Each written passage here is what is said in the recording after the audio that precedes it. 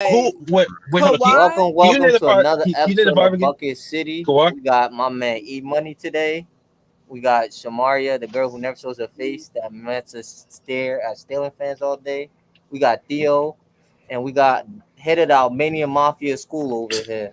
We got Yes, another sir. episode Good, for y'all. everybody. That's how Shamari be on FaceTime with all her. It Never mind. is. That's how I be on FaceTime. Yup. Why we got stare at ceilings and Yo, walls, this is bro? crazy. But Should be listen, different man, on her only. Never we mind. got a good episode here. We all know Theo, the coach, man. I'm not going to listen. He dunked on Tim Duncan one time.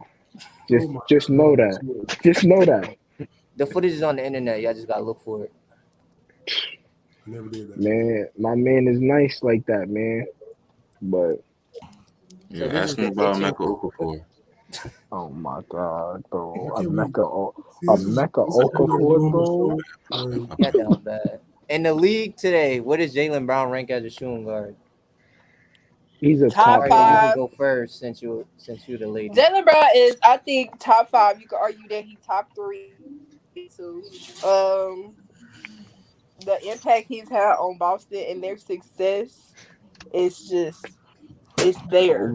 So you can see it on the offensive and the defensive end on both sides of the ball. So I think he definitely top 5. You could argue top 3. To me, he's a top 5 shooting guard, without a doubt. But I think this year pushed him into a top 5 shooting guard.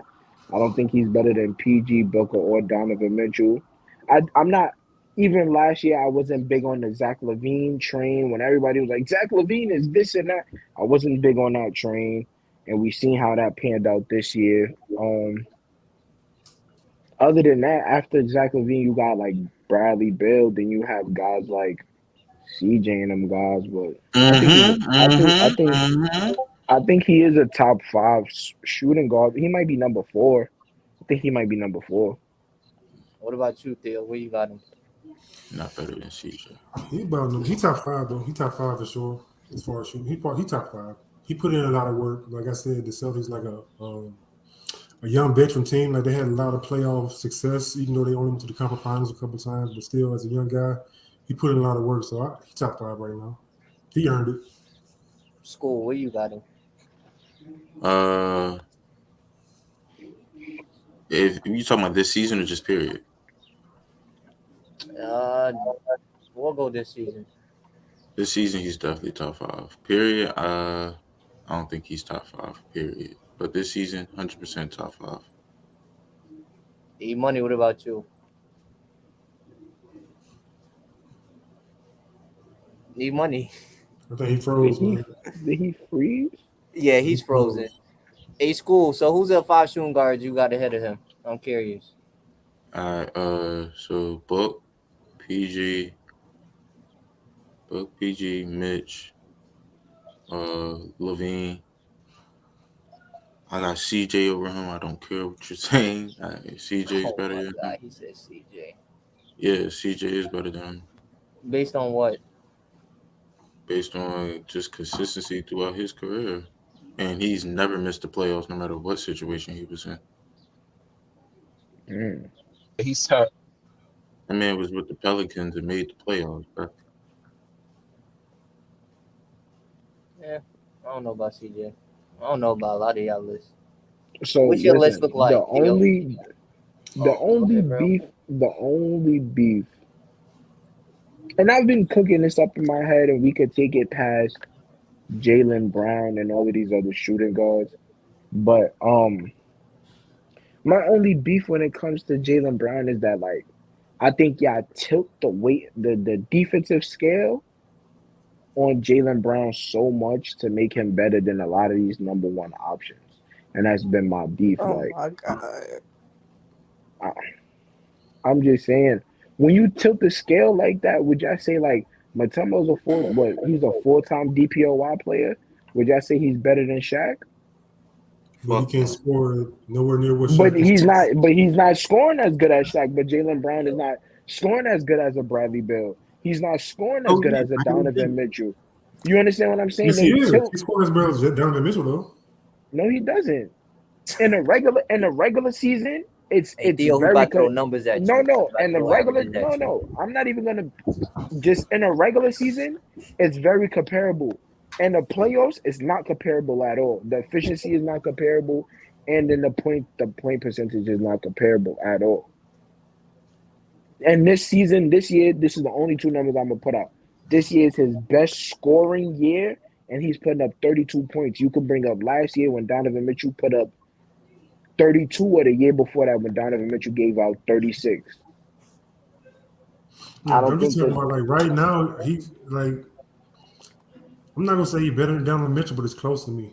Like I don't see Donovan Mitchell he don't do nothing that Jaylen Brown can do. I think he plays his role. That's what I think. But he scales it back to play his role. I think in the beginning of the season, he was playing like we're going to fight to see who's the number one kind of guy. I got a hot take.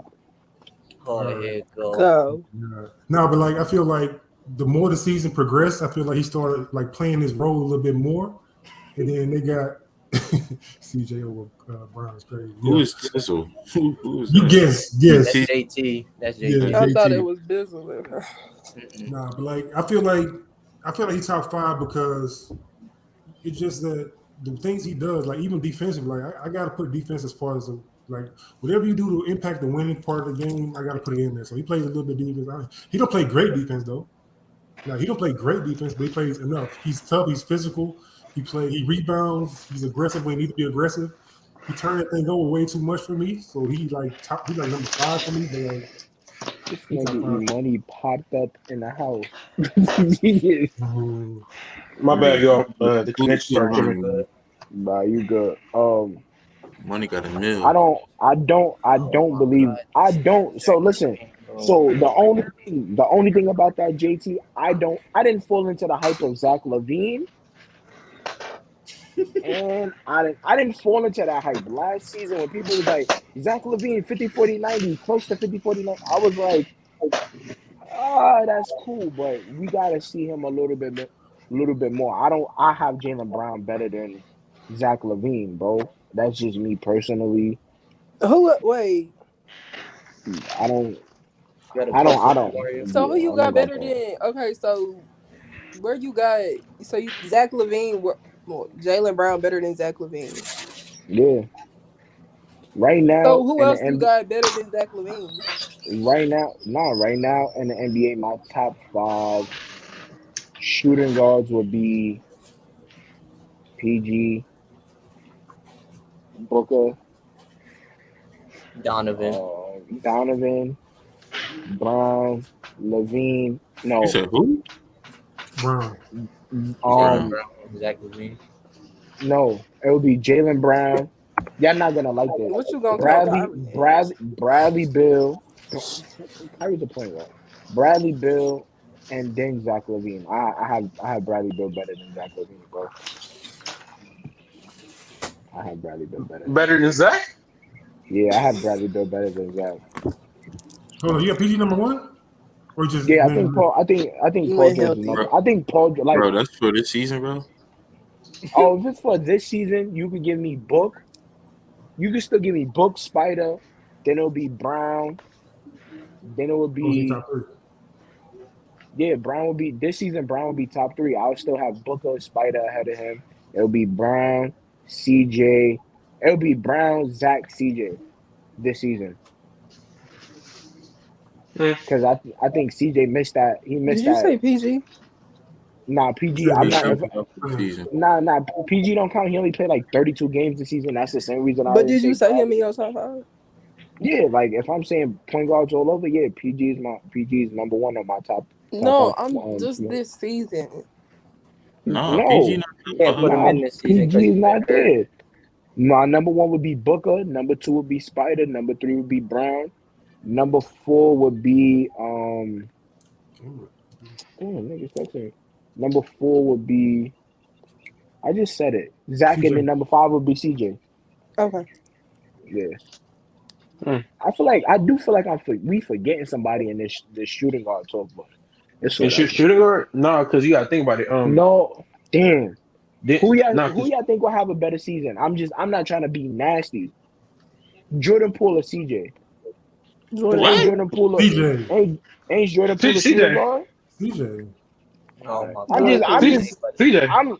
What? I was just asking a question. I think Jordan Poole, but that's just me. Yo, Hold on. Shamari. Time out. We off against somebody. What position Desmond Bain play?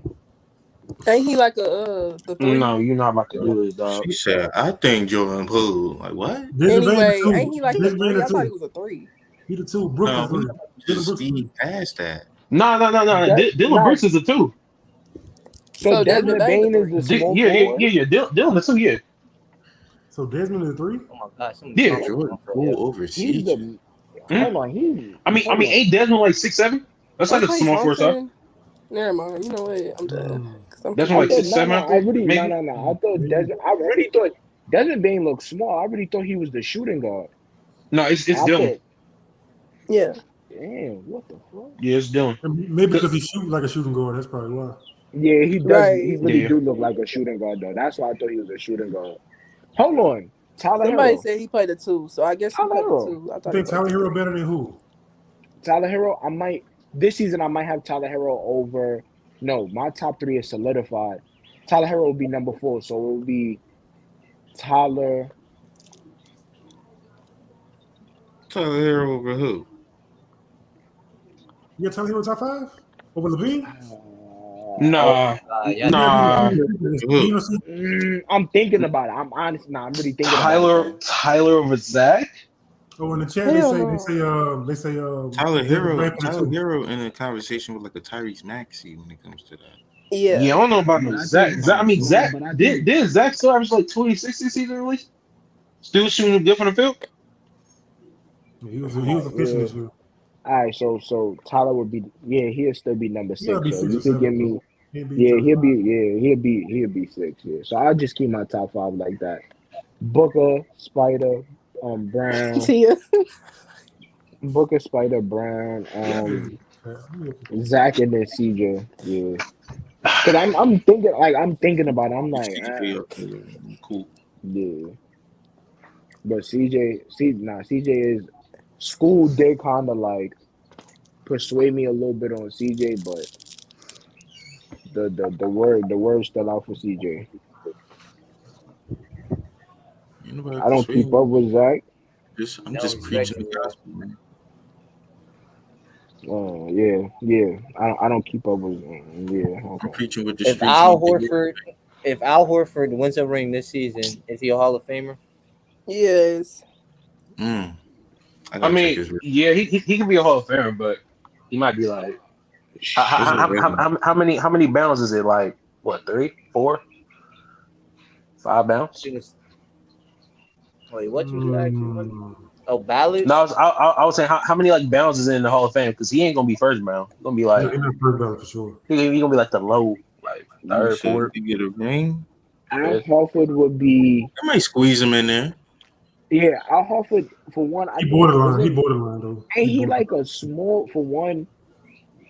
Now he's always I'm looking at it from like a different perspective. He might, if he gets a ring this year, he might be a Hall of Famer just because ain't it like him and like 2 other people that's from DR that only played in the NBA, and like 2 other people. I don't know, bro. That and then what's his name? It's the Basketball Hall of Fame too. He only averaged 13.7 points for a career. Arroyo played in Dominican Republic. I think so. Somebody is one other person that's from DR, so he might just be in there because of that. And then like if it is, it's a small chance, but he's not getting into Hall of Fame till like 2056, bro. Like they gotta go through 56, dog. They're gonna go through mad plays before they say shit. We gonna land on Al Horford, and that's not a disrespect to him. It's just that like, come on, you have T Mac. Well, I think he did in his college career. I think Mono just got in. You know what? He might get it. They want to check 56. Right? Yeah, I think so. He did have a good college career. Yeah, he get in the Hall of Fame, bro. They want to NCAA championship. I think it's the Basketball Hall of Fame. So they're gonna Basketball Hall of Fame. He getting in there, bro. Yeah, he gonna get in because he won it with Then he won with Joe Noah at Florida. Yeah, Florida. He might have won 2. Yeah, they won like 2. So Yeah, he gonna get in, but I think like you still got guys like Tony Parker sitting there. You still like you understand what I'm saying? Guys like Tony Parker Melo. might get in next year. Yeah, he has to because Ginobili about to get in. So I mean, Tony should get in too. Then Ginobili, didn't Ginobili just get put in this year? Yeah, but Ginobili won a gold medal with the Olympics too, didn't he? Yeah, I think, and he have a nice overseas career too. I think he had a nice overseas career. It was crazy overseas. So like, it was cool. He definitely gonna get in there. Yeah, but then his career was better than Tony's career overseas. Yeah, so you still got guys to get in there. Just asking just a funny question. I'm not trying to be serious with this. If we say it's the Basketball Hall of Fame, and if we taking what he did overseas, you think Stephon Marbury would get in? Yeah. What do he do overseas? Like he's like bigger than Jordan over there. Then he go to China. What did he do overseas? Then he win like he got mad championships and MVPs over there. It's ridiculous. Yeah, I think in China he won mad championships in China. That's why they love him out there. Yeah, they got a statue of him and everything. I mean, like, you know. Let me see. I don't know. It's tough. It's tough for Al Horford. He's on that borderline. Nah, Steph probably. I mean, Marbury definitely gonna get in the Hall of Fame. Yeah, because I think in China he went crazy out there in China. He went crazy in the league too. Yeah, he went crazy. Yeah, that's what I'm saying. Like he still had an impact on the league. Do you think they'll put like Baron Davis and them guys in there? Baron Davis? Yeah, like Baron Davis and those guys. This is one of them tough ones, though. This is one of them tough ones. Hell no. Is Chris Mullin in that? No, I'm saying it's tougher. It's tough for him to get into it. That's what I'm saying. It's tough for him to get into Chris Mullin is in the Hall of Fame. Chris Mullin will get in there. He's in there, right? Yeah, Chris Mullin's in the Hall of Fame. Anybody that's on the Dream Team instead of Christian Laettner is on the Hall of Fame. That's crazy. No, but like BD is tough for him to like get in the Hall of Fame, bro. Baron Davis, he gives me like y'all gonna say that was nasty, so never mind. I keep that to myself. He give me Iman Shepherd vibes, but whatever. That's nasty. My goodness. Iman. Would y'all give Cat a Supermax? Because y'all already know how I feel. No. Yes. Yeah. No, yo, bro, I'm telling you. Yeah. Josh, but give Cat, give it to Cat, man. I'm not gonna lie. If I was a GM, I would be fired. Cat, I would give. So, like I said last time before, I would give DeAndre Ayton 20. No, yeah, I give him 20 for 4 years. Karl Anthony Towns could get 25 for shit. Do I want to pay him for 4 years? Why not? You have to. Bro, is he a top 5 center to you, bro? Is he a top 5 player? Center? No, center. We made this like and you had my top 5, remember? Yeah, he's a top 5 center. Is it weird that I pay Miles Turner's over him? Never mind. Yeah, we down bad with that, I ain't gonna lie. Bro, Miles Turner's on defense, bro. Come on. He can't stay. What would you do, Theo? Would you give it to him? I mean, you gotta give it to somebody. Might as well give it to him. I think it's like 5 years, 200. You talking about Minnesota? You talking about Minnesota? Yeah, it's like a 5-year, $215 million. Who are you gonna pay? You gonna pay him or you gonna pay Ant? Those two people. I'd rather pay Ant over him. Oh my god. You gonna pay Ant over him? I would, but you gotta go crazy next year for me to pay him over Cat, bro. Dang, Ant over Cat? Would you? All right, so now play on the team. I don't think it's Cat. I'm trying to put my GM hat on. Would you tell Cat I'm not gonna pay you the Supermax? Bruce Wayne. That's Bruce. That's Wes. Oh, that's Wes. I didn't know who that was. I thought that was Bruce the whole time. Of course, Wes is Bruce Wayne, bro. What's it called? Bro really named himself Bruce Wayne. So now, if I really put my GM hat on, would you tell him, I'm not gonna give you the Supermax? It's not because I don't want to give you the Supermax, but let me see how the talent develops over time. I still give you like 100,000. Like, I'll give you what 20, Bro, 25. if you look at the league, 25 for 4 years? Bro, you could be no GM. Yeah, you definitely getting fired. You down bad. You You trying to pay him a like a GM, role bro. player. 25 for Like 4 a years? role Yo, player. bro, you 20, are a wild 25 for character, man. 4 years? You're paying him like a role player. That's like a Jalen Brown type. 100 million is a role player? Yeah, You bro. that's a role player type money. Bro, Wait, Duncan Robinson get paid 100 mil? Yes. He 25 said for 4 4 years. Yeah, he's crazy. That's role No, player no. money. That's something you pay a role player. He said $100 from 25 million each year for 4 years. That's what Rel's proposing to pay him. I mean, that's not Role a role player player, money. but that's not. I don't think that's role player. I mean, That's not- You can't do that to Cat. That's the point. You can't do that to Cat, bro. I understand a lot of players get OD contracts now, but like realistically, that's not a role player though. What are you talking about? Okay, Tobias Harris got a max. So Well, a star player. Is that better for y'all? A star player? Like an all-star. I say like an all-star maybe. I got Yeah. a question. I know. Real. If you look at it, like, how many teams in the league would pay Cat a supermax? How many teams you think will pay Cat a supermax? If it's Kings 30, would. if it's I was about to say 30, the Kings will pay me a if it's supermax. 30 teams in it, if it's no, I'm no funny shit. If it's 30 teams in the NBA, I think 25 of them will pay him a supermax. Okay. So why wouldn't the team that he's had his career with pay him that? Why would they not? No, I'm not saying they would. And that means he's gonna be there till like year 11 because he already spent 7 years with them. Yeah. Do you know how These 7 years was you know how like. many years Minnesota have been down in the drain? Like, damn, we need somebody. We need some kind of spark. I mean, they got Edwards and like Cat, like what 26 right now. Listen, I'm saying it now on recording. Anthony Edwards and Anthony Towns is gonna end up like Donovan Mitchell and Rudy Gobert. Nah.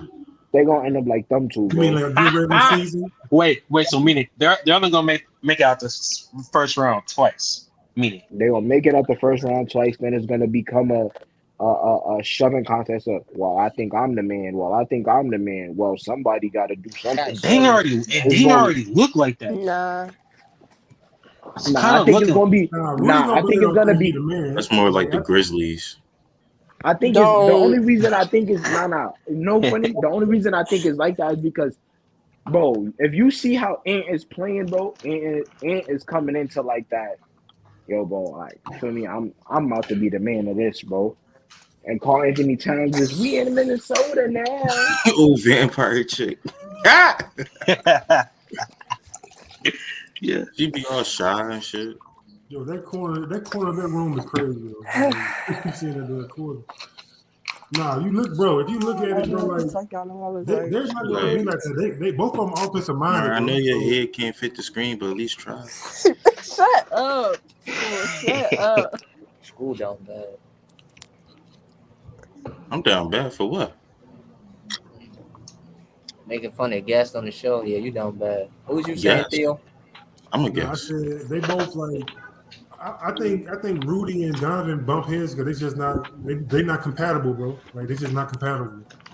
I don't think Rudy be caring about Donovan shooting and shit like he does or being aggressive. Like I just feel like they're not compatible. Like sometimes you play with people, you just don't like them. You just don't like what they do. You don't like how they act. You don't like the way they move.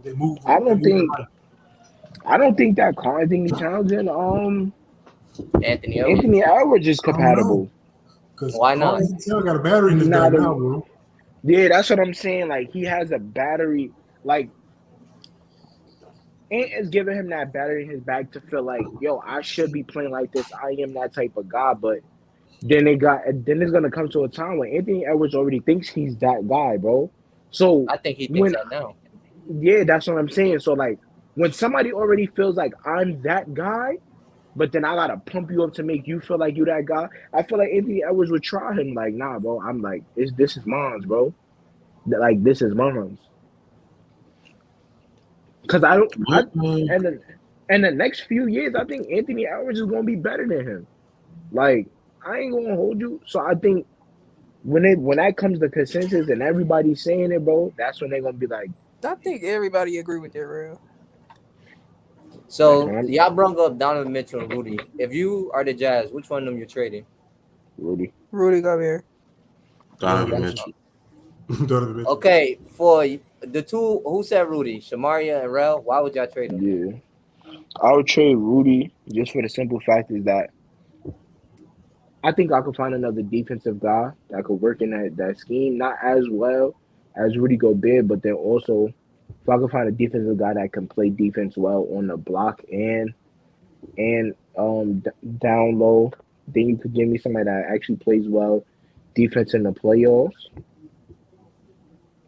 I might take him over Rudy Gobert. For that, the playoffs, when you have bad perimeter defenders, you put Rudy in a bad position. They don't have nobody. They've been bad all season. It didn't just start in the playoffs. Didn't just start, bro. But y'all always bring up the playoffs, but y'all don't bring up the regular season. Nobody on that perimeter could defend anything. Think about it. If you don't.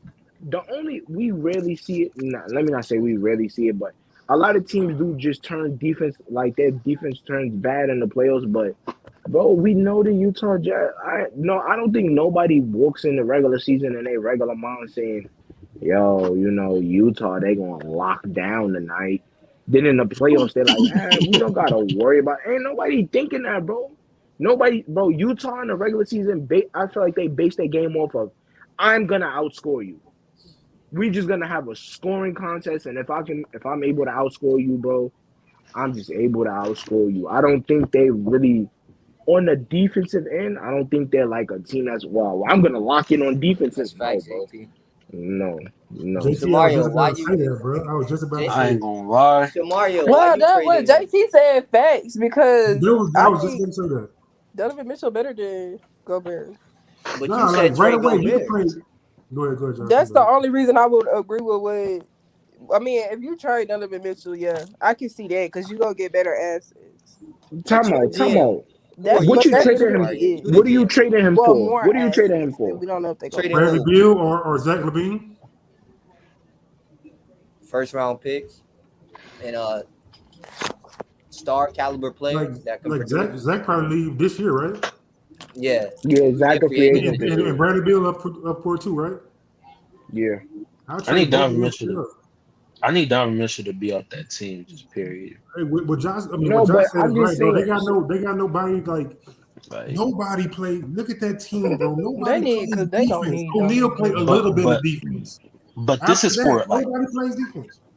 But this is for like Donovan Mitchell did. Like, don't get me wrong. If I'm the Jazz, you traded your best player. I'm a trade. Okay, I'm gonna keep Rudy. I'm gonna keep Rudy from the Jazz because he's harder to replace. Yeah, like Rel. Like I heard you say I could just find enough defensive big, but really name some other defensive bigs like Gobert. In the league, there aren't any. You might get really name some. For Cleveland, like the dude for Cleveland, maybe. Oh yeah, Jared Allen. Because I don't think like the impact of Rudy Gobert. Because like think about it, if there are games where Donovan Mitchell missed, but the Jazz are still able to win. So I still feel like they can make the playoffs, but they'll be like a low seed. Like okay, yes, it's both ways. But I'm saying trade Donovan for his good. Donovan being Utah is not a good idea. If I was straight and if I had to make a trade, hold on. If I had to make a trade for D Mitch, I would send D Mitch to Toronto, and like grab like OG Anunoby, Gary Trent, and probably Scotty Barnes. No, you can't grab Scotty. They ain't giving up Scotty Barnes. Oh well, they can't get him right now. Okay. Josh, how much Donovan Mitchell get paid? He's on the max. Yeah. I'll give you his exact number though. Yeah, he on the max, so it depends on what team's going that's going to want to deal with that money. And I was saying, would y'all trade Donovan Mitchell straight up with Bradley Beal? No. No. I mean, does that really fix anything for them? Nah, because I don't think Bradley. But if your problem right now is oh my god, this man defense huge. If your problem right now is defense, bro, Bradley Beal is not giving you nothing better than that. He's not giving you nothing better than that. I don't think. Just a trade for Toronto. Toronto got defensive pieces with some offense. And that's a good get lucky in the draft. So now, Josh, you said his contract was big. How big is his contract? Yeah, 4 years. He's making like he's making about 28 mil a year, around there. 28 mil. See, what about Dallas?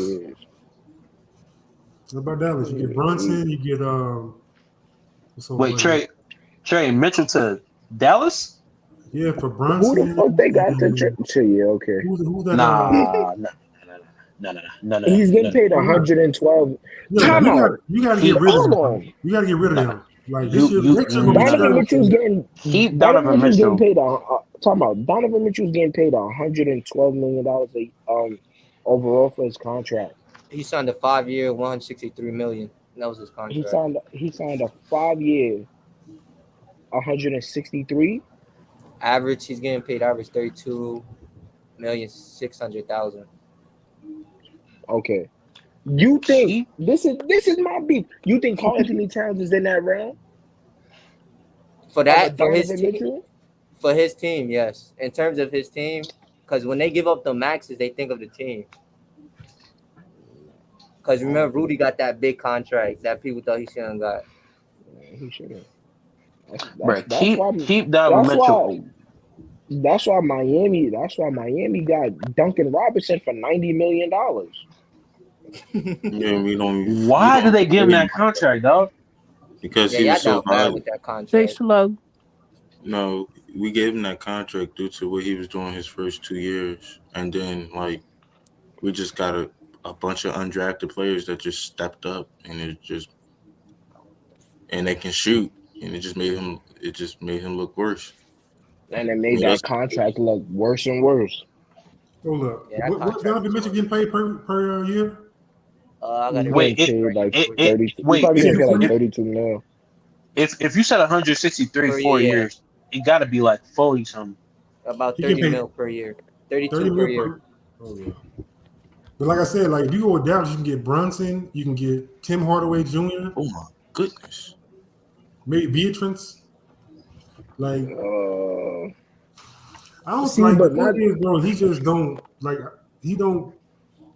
He's not that crazy of a player to me. I trade for Jaylen Brown right now. I feel like they do the same shit, probably better. At least Brown don't play defense. He's not a point guard. He's not a shooting guard that's like a three, kind of a young size. Well, my thing with Utah, I think they need to revamp the team. If they're gonna keep it, they need to revamp it. Mike Conley out of there. He's out of there. Who wants him though? Ain't nobody Mike Conley. It doesn't matter. He gonna have to retire, dog. It don't matter if nobody wants him or not. What you gonna do? Cut him? You could cut him. You could somebody could use him. Give me a second round. Give me somebody on your presence, bro. Give me somebody on your bench. Even if you keep Mike Conley, send that nigga to the bench. I don't think he should be a starting point guard. Mike Conley, they're trash. No, he's not. No. He's not trash. He's not that trash, but he's not helping to that team. He's not helping to that team, bro. So who you gonna start at point guard, bro? If Mike Conley on the bench? Who's ever the serve? No, Donovan Mitchell does not need to be the dominant ball handler. I promise you, if Mike Conley was gonna start instead of Kyle Lowry, we'd be better. Instead of trading, try to go get Jay Brunson. Rice O'Neal plays. You could try to get. For one, I don't understand why they traded the homie to Portland. I forgot his name. It's another bond. Oh, it was Joe Ingles. I don't know why they traded him to Portland. Because they got back. I don't know who even they got back from that. All he did was they traded Joe Ingles. Was it Joe Ingles? Who was it? It was at the Bond. It was one of the Bogdanoviches or Joe Ingles. One of them got traded. No, it was Ingles because Bogdanovich was on that team still. All right, so they traded Joe Ingles. I don't understand why they did that because Joe Ingles actually plays some form of defense. I'm not saying he's a defensive player. He plays some form of defense. And the lineup of Brunson, Mitchell, Ingles, I don't know who their power forward is. Who is it? Is that Bogdanovich plays their power forward? Yeah, I think he plays. O'Neal plays the 3. O'Neal plays the 3, right? Yeah. And I think Bogdanovich plays power forward because they got small power plays the forwards. power forward, and then Rudy plays the 5. That would be a nice team, and that team could play 5 out because everybody else on the side could shoot. But Rudy Gobert is not that dominant to just kick the ball down low. But whatever. He really not. Yeah, he's not that dominant to just kick the ball down low. All they need to do is just trade for Rudy, Sabonis, and Malcolm. Nah, Sabonis and Malcolm is on 2 different teams. Sabonis is in Sacramento now. Yeah, he's in Sacramento right now. Or hold on, how would you feel if a team that doesn't have a point guard try to trade for what's homie in Indiana now? Tyrese Halliburton? That nigga's Tyler Hansberg. Okay, what team needs a point guard? You have Utah. You have to me, even though Boston Celtics is playing good, like a dominant point, like a very good point guard, you can still give the Celtics. You can say the Lakers. No. The sad part about it, y'all laughing the Lakers. I thought they got a point guard. Don't forget about the Nets. The Nets need a point guard too. You can say we need one. Yeah, you're right. The Nets need to trade Kyrie. I thought they had a point guard too. The Nets don't need a point guard. We just need a point guard. Who was winning? I forgot they point guard part time. The Nets have a point. The Nets don't they got Ben Simmons? They have Ben we Simmons, got Ben Simmons. So I told me he was playing the 4. Some Nets fans told me he playing the 4. So the Nets need a point guard. If Ben Simmons there, they don't need a point guard. Then they need a shooting guard. They got Ben Simmons there, then you need a But we have a shooting guard. We got Kyrie. No. He's waiting on Kyrie's not Kyrie Irving is not this play. Yo, bro. No, I said shooting guard. I didn't say point guard. Oh no. I said Joe Ingles will come back, so they don't need anything. Yeah, we don't need a point guard because Ben Simmons gonna be back. Joe Harris still alive. Anybody know Joe Harris still alive. Man, the Nets need a point guard. We'll figure something out. Ben Simmons fine, bro. All Dallas fans. Bro, why y'all keep mentioning some dude named Ben Simmons? Who is that? All Dallas fans. I have not seen him play this season. Yeah, Miami needs a point guard because Kyle Lowry. I said we can get Mike Conley. Listen, I'm letting all you Dallas fans know now. Before it happens, and y'all say what? Yeah, Jalen Brunson is not coming back next season, bro. Yes, he is. I just want y'all to know. He's about to get paid. Yo, Jalen Brunson. If you think bro. If you think y'all telling me Jalen Brunson might get paid as much as DeAndre Ayton. No. They say he might get paid like $25 million a year. Yes, bro. He's on pace to get paid. Bro, the Mavs and the Suns got different for office. The Mavs is going to pay Brunson. No, bro. They're paying Brunson, dog. They're not the Suns, bro. Pace, I'm telling you, bro. They already said it. He's on pace to get paid more than Fred, and Fred is only getting 85 a year. The Mavs got the money to pay him. Nah, bro. I'm telling you. They said the Mavs got the money to pay him, bro. You know, Luka's making 32 mil starting next season, right? Yeah, that's it, bro. Who else is taking money? So y'all I think don't Tim Hardaway got an $80 million contract? Yeah, Luka gonna be on like the 32 million 4 years. Like then Tim Hardaway, how much is Spencer Dinwiddie getting paid? No, Dinwiddie, he's more like the. They're not paying him big. I know his contract might be small, but his contract still might be like 15 a year. It's like a 2 year. He got a 2 year contract, so his last year will be next year. It's only gonna be 2 players that really pay them, Luka and Brunson. I don't really pay nobody else unless they look for somebody. They might pay. Tim Hardaway contract is for 2 years, and he's making 17 next year and 16 in the year. That's why I say y'all honestly, I ain't gonna lie. Y'all get spider for Brunson. No. Tim Hardaway Jr. Keep Donovan away from Luka. No. Why? He said keep Donovan away. No, because I'm telling y'all bro, when I was watching that series, right? All right, so we all know Donovan like the chug up shots. That's what he do. Mm-hmm. Spencer got a 3-year, $62 million. Ew. But I'm saying I feel like Donovan, the way he play, like it's not gonna mess up Luka again. It's gonna make them lose. Well, that means all Luka, that means is that Luka just need a bunch of good role players around him. You think Luka? You could give Luka a star, but I wouldn't want it to be Donovan Mitchell. Was it gotta be a big man then? Exactly, I said that. Rudy Gobert. He has to have the ball Luka in can his only hands. play with like an all-star. So now, look, money. I'm asking you because you in school is a Luka fan. If what's his name? Mike Jackson? No. Mark Cuban. Mark Cuban. There's too many marks. If Mark Cuban say, "Yo, we're not gonna pay Brunson, but I'm gonna get DeAndre Ayton," how would y'all feel about that? I think that's a better fit for the team because they need Ayton will be fine too. Ayton will be fine too. If he lets Brunson walk, like, yo, bro, I still want to pay you, but I know you getting offered. That's the stupidest signing trade in the world.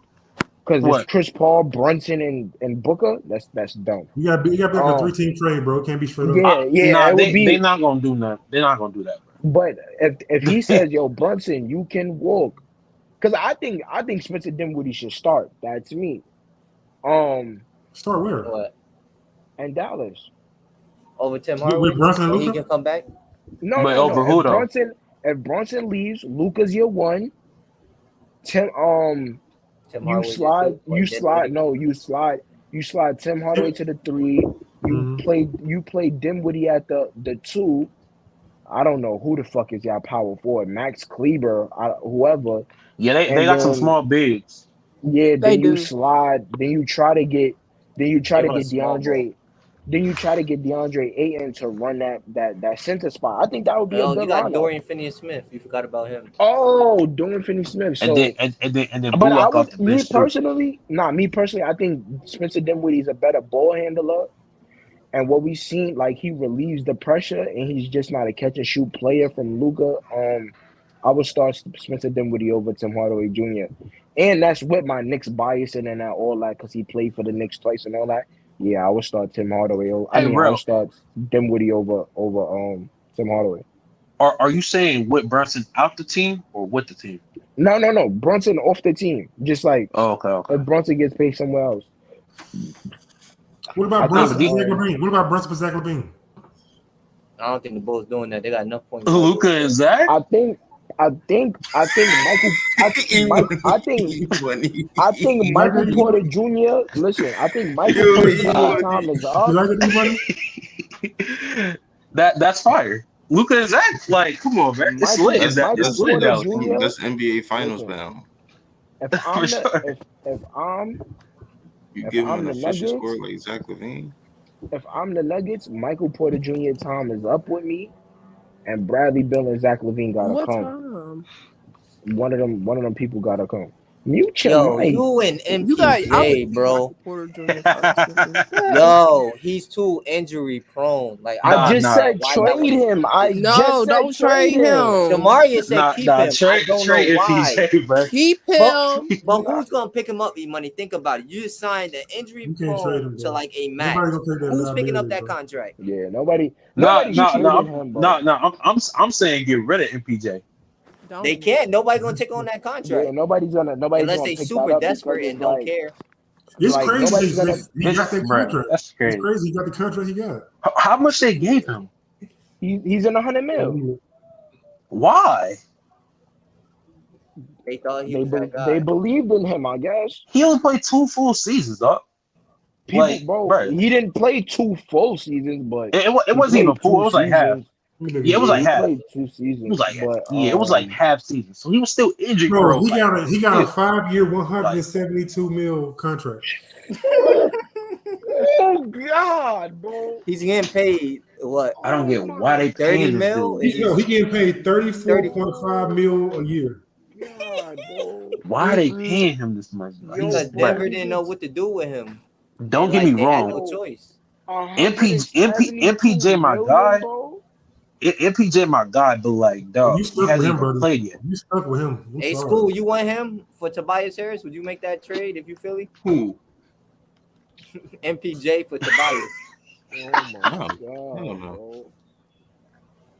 Yo, bro, That contract is crazy. 172 million, bro. Because they paid who they paid first. I think Jamal I'm Murray. not Then gonna they paid I'm him, not gonna lie, and then Jokic Josh. got paid. Nah, I'm not gonna lie, Josh. I've been wrong this whole time, bro. I told you. I'm DeAndre Ayton is gonna get paid, bro, and Karl Anthony Towns is gonna get paid, bro. They paid this nigga 172 million. Oh my god. Because Denver figured they couldn't get talent, and since they had him, they're like, hey, we might as well give you the money. That's the stupid, bro. That's like players signing. That's like the Joakim Noah sign, or like the Luol Deng. Like that's a terrible. That's a gamble. That's worse than that though. That's a gamble, bro. He came in the draft injury prone, and that's why he fell so low. Mm-hmm. But still, you fall that low, bro. I'm not paying you one, bro. I know. I really thought his contract was really $34.5 million a year. I really thought his contract was around. I thought his contract was around like 100 mil, 105. This nigga's getting paid 172. They thought he was gonna stay healthy, but you know, life had other options. That's you got a medical staff before you do them contracts. Before you go to a different team, when you get traded, you got a medical staff that evaluates you, bro. Mm-hmm. So like, if you got a history of injuries, especially your back, they're gonna be like, you know what? It might be a risk to sign him for that much money. You know what I mean? Like, I don't know. For them to just give the green light, oh my god, that's crazy. That's crazy. That's even wild to me. He was doing this thing, man. They went to the conference finals with him. Nah, but School, that's wild to me because he a walking bucket. That's for sure, though. He a walking bucket. Like that's wild to me because I'm thinking it off the top of my head. I'm like, yeah, he probably in like a feel me a smooth like 100. I'm thinking the most he's probably 110, 172. But isn't he getting paid more than Luka? Nah. Right now, Luka got more. Luka got like a no bueno. He probably getting. Wait. Who y'all talking about? Who? Luka got like a 200. What is it? 205 million, something like that. 205. Luka got. He got something crazy. 207 mil. Luka got a super max. He got 207 points. Yeah, Luka got that super. Luka about to get like three more super maxes after this. That's like, I'm not gonna lie. I'm taking a lot. Like right now. So he get 42. Listen, he get 42.4 mil a year. Damn. Hey, yo, quick question. If y'all was Memphis, if y'all was the Grizzlies, right?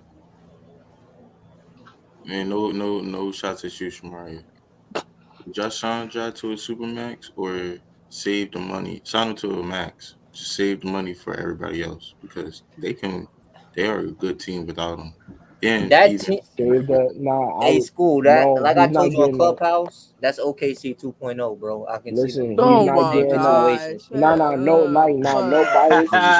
bias. I'm not gonna lie, no bias. And how Ja is looking, the way he's carrying himself, and I'm just saying from the outside looking in, he does look like he's not just a me guy. So I think if they give him the idea plan of like, yo, bro, we want to pay you the 207, but right now we just gonna give you a regular max contract, and then we gonna pay like Desmond Bane and all those guys so we could keep on winning and trying to build something. John Moran looked like the type to just, yo, I want to win, so all right, go ahead, go pay those guys. And that's what I'm saying. He's carrying himself like, yo, bro, I want to. You mean like a MPJ contract? Yes, something like that. I don't even think you should give them that. They're too small of a market. They're gonna be handicapped if you do that. And then on top of that, no, I don't think so. On top of that, don't forget about his injuries too. I don't think so. I think you could give him. You could give him 175 mil. Then you break it down between Bane, Dylan Brooks, all those Triple other guys. J. You could break it down between those guys.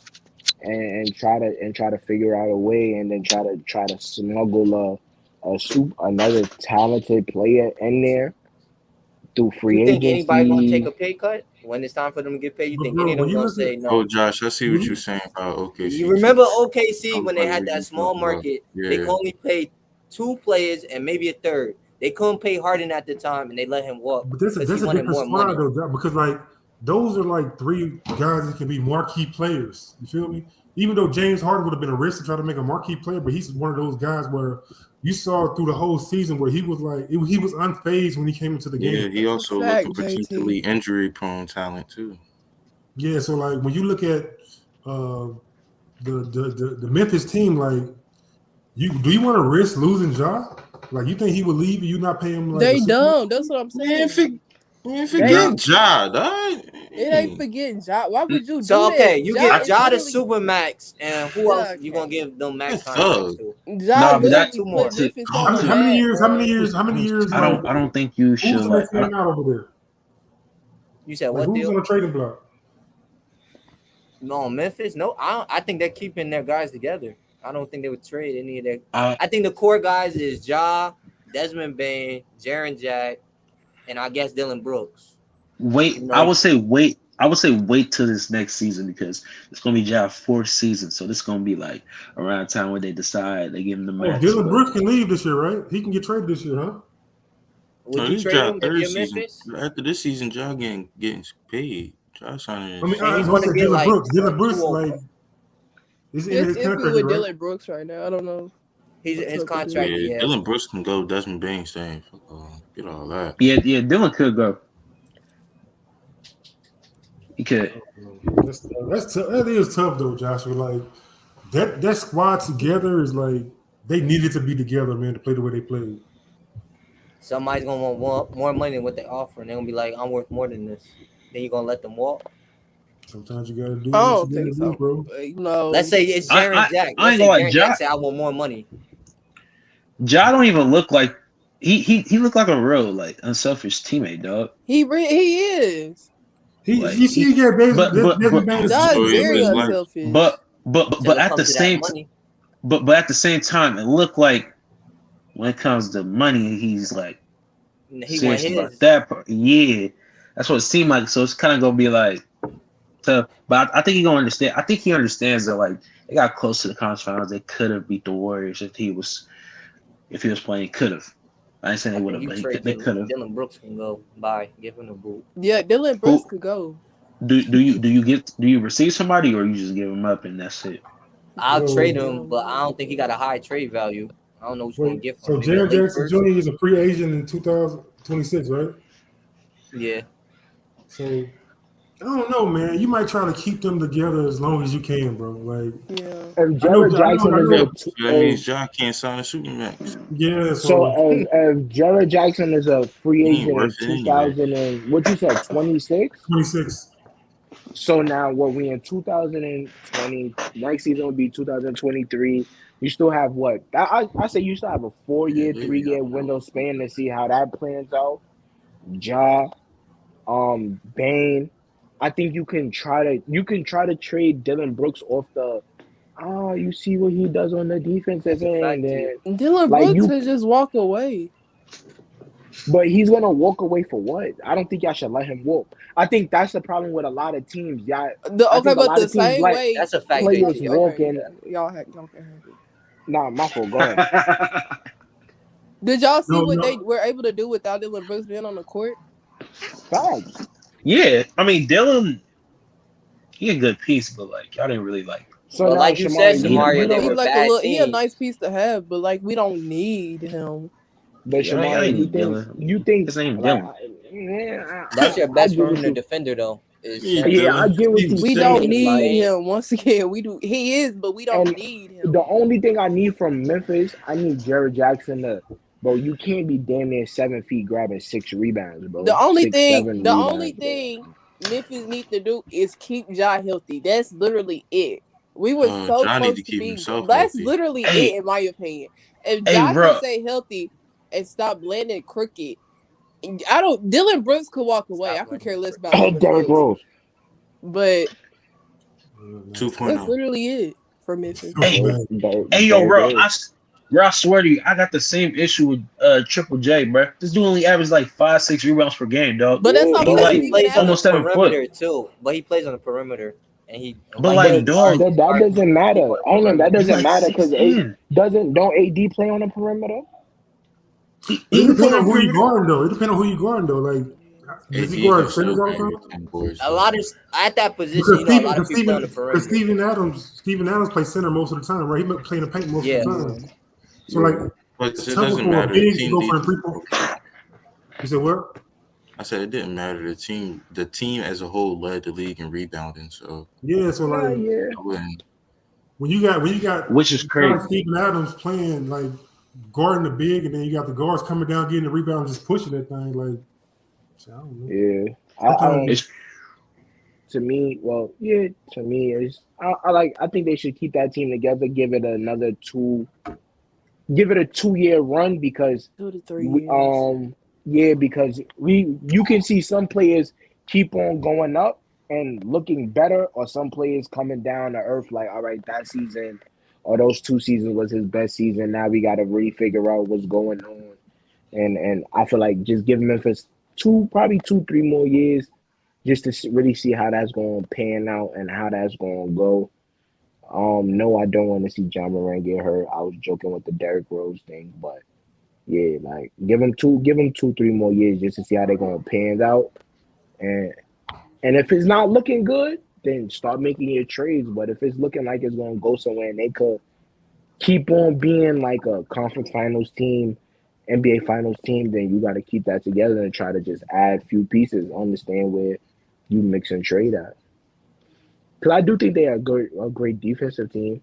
I don't think their pace is good. Their pace in the playoffs, I don't think that shit is good at all. I don't think that shit is good at all. Yeah, Zaire was a rookie, so he definitely got to get more minutes next season. Oh, you want to know who need more minutes next season? Obi Toppin, we already know. Obi motherfucking Toppin. Motherfucking Toppin need more minutes. If you're a GM, right, and you have to pick between these two, would you rather have a good perimeter defender like Tony Allen or a good paint protector like Ben Wallace? Tony Allen, give me my nigga Tony Allen. Give me Ben. Give me Tony Allen.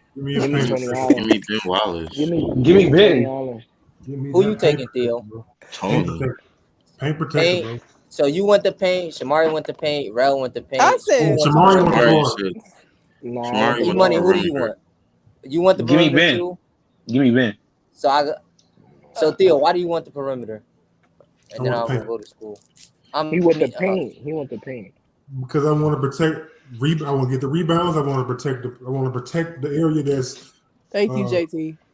The easiest to score at, right? So like, if I'm behind you and I tell you can press up on defense, bro, then you can do that shit. Like the reason why Tony Allen was so great at defense, especially in Memphis, because in the back he had people that's going to have his back. He had Paul Gasol, he had Marc Gasol, he had KG. He had KG at the one point, Kendrick Perkins. He had what's my big boy Zebo. He had all them people behind him. So like that starts your defense, bro. They can see everything. They can talk, communicate. That's why defense looks so good when they have a better paint protector. Like even Marcus Smart, he got Robert Williams in the back. He got Al Horford in the back. If you look at any great perimeter defender, they got great defense behind them, bro. Who did? Because they know the defender gets past who them. did? You get past me, guess what? You get Who beat up. Who did Gary Payton have after him? After Gary Payton, I don't know if Sean Kemp was shit. That's what's up. JT said what I'm basically gonna say. Oh my god. JT should give him make it harder to attack the paint. You cannot get any 7-footer to block shots and catch boards because we've seen a lot of them that could not do that. Nah, JT. Not at the NBA level, I'll tell you that. Yeah, you can. What are you talking about? No, you can't. Yeah, you can. Say it again, Josh. So they're saying that you get any 7-footer to block shots and catch rebounds. Any random 7-footer. All right, so now how I'm looking at it, from like he said right now. but he was good. Now I'm looking at it. I'm looking at it like right now in this NBA, like how this NBA is going. I'd rather have somebody that plays the perimeter a little like better than the paint because yeah, you have like Joker, yeah, you have Joel, Anthony Davis when he plays good, but then you have niggas like Curry, Kyrie, you have Dame, you got all of them niggas. You have basically, I think you have more perimeter players that play way better than paint players. I'm okay with Rudy Gobert. Like Rudy Gobert he's a good big man, but if you stick him down low, I'm comfortable. I never disagree with JT. I strongly disagree with that. I'm like me personally, bro. I'm okay with Mitchell Robinson guarding Rudy Gobert in the paint. Like that's me, bro. Because I don't think Rudy Gobert is gonna get the ball, dream shaking and fade away from. I don't think he's gonna drop dream shaking. I thought Jalen Brunson guard Rudy Gobert. Real. So what did you choose, Real? I chose Tony Allen. Okay, right. Me and you on the same page. He chose the perimeter. Because I got a question though. I'm looking at it. I just think it's more better. I don't know why y'all choosing a perimeter over. Real, just explain it. What? Because I think it's more better. I'm looking at it right now. I think it's more better perimeter players than there is post and down low paint players. Right. So now, if I'm looking at it as somebody, my big man that I need down low in the post right now, who would you say is the best number one best big man in the paint that's guarding the paint? Who would y'all say that is? Y'all would say it's Rudy? Yeah. The only problem I have with Rel and that sadly, but yeah. Okay, so y'all would say Rudy, Jared Allen, Joel Embiid. Over for you. If that perimeter defender keeps getting cooked consistently, like, what's the point of having him? But I would live with a big man trying to kill my whole team than like a guard on fire, giving me 40. He's playmaking. He's trying to, bro. So you train twos for threes, basically. Hey, bro. And he missed the shot, and when he grabbed, when y'all getting killed on offensive rebounds, you'll realize why that's happening. Yo, real, and that perimeter player could be a player like to go in the paint a lot, and you might want a nice paint protector to stop the guy. I'm just saying. And that's cool. So now, listen, right now, y'all would say Rudy Gobert is the best paint protector in the league. But then everybody knock on him is that, yo, bro, in the playoffs he plays bad. I think I'm comfortable with guys like, you could give me guys like Jared Allen to okay. Then you could give me guys like Robert Williams. They might not be as good as defensive as Rudy Gobert, but they're still an excellent defensive player. But they are as good as defensive Rudy Gobert though. Yeah. Like all right, so even if you want to take, I'll take Mitchell Robinson as in the paint, and nobody would say Mitchell Robinson is near and near a defender as Rudy Gobert.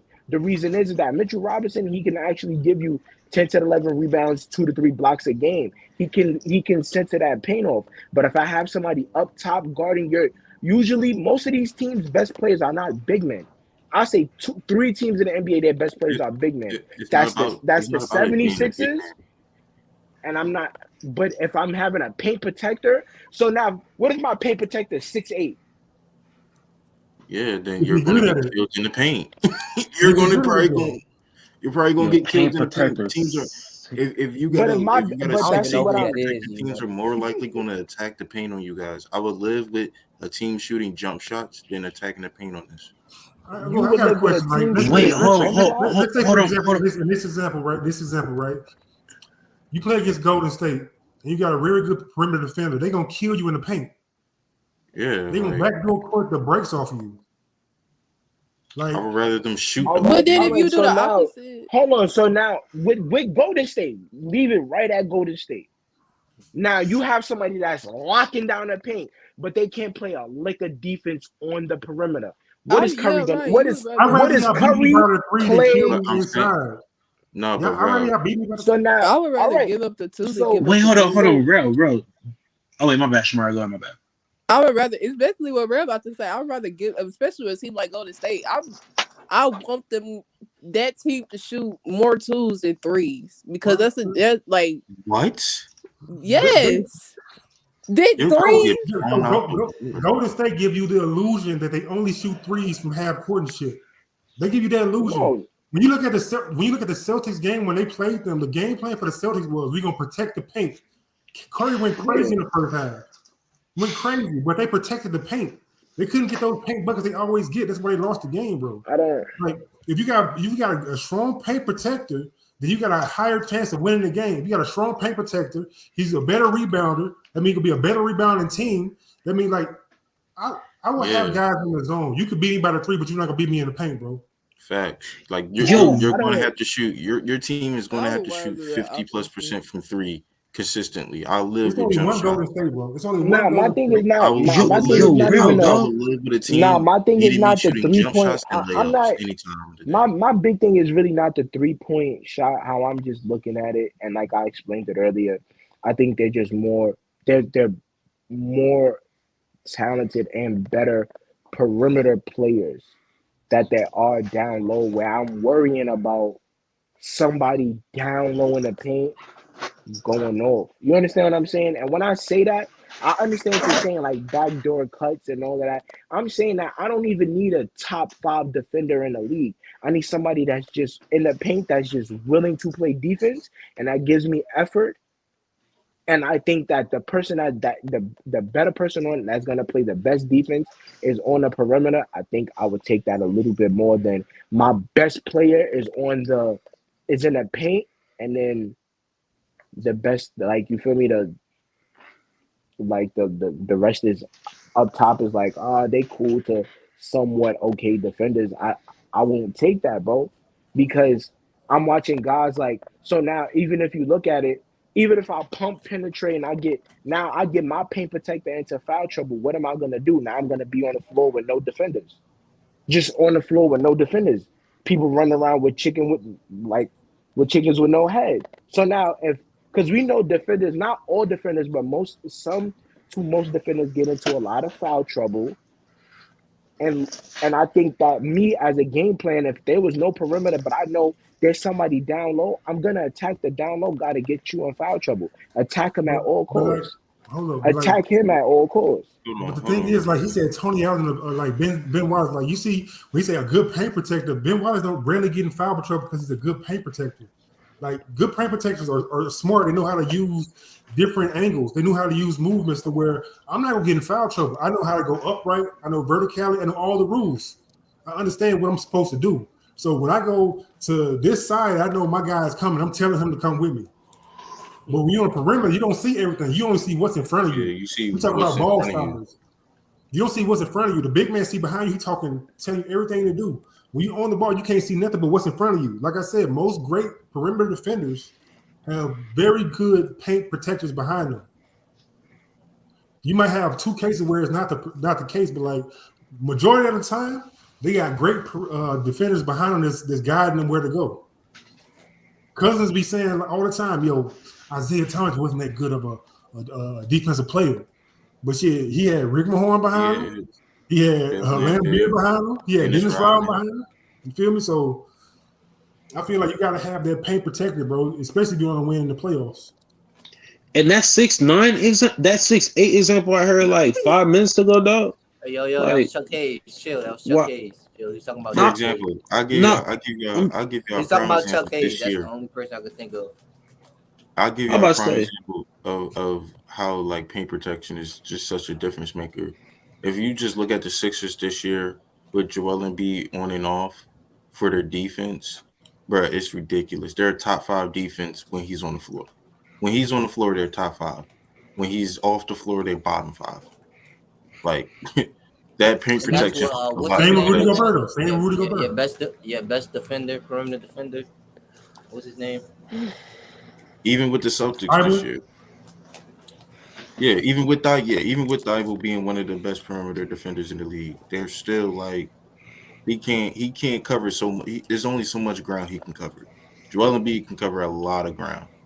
He can force a lot of difficult shots. He can force you like driving to the lane and kicking out to somebody because it's like, oh snap, I can't lay the ball up. Just a 7-foot monster right here. I gotta kick it out for a 3. Like even with Robert Williams on the Celtics this year, like Al Horford was talking about it in an interview. He was like a big change was Rob Williams and him, like his paint protection and everything that is just beneficial for their defense. So even if Marcus Smart or Jaylen Brown getting cooked or Tatum getting cooked, it's just going to force them.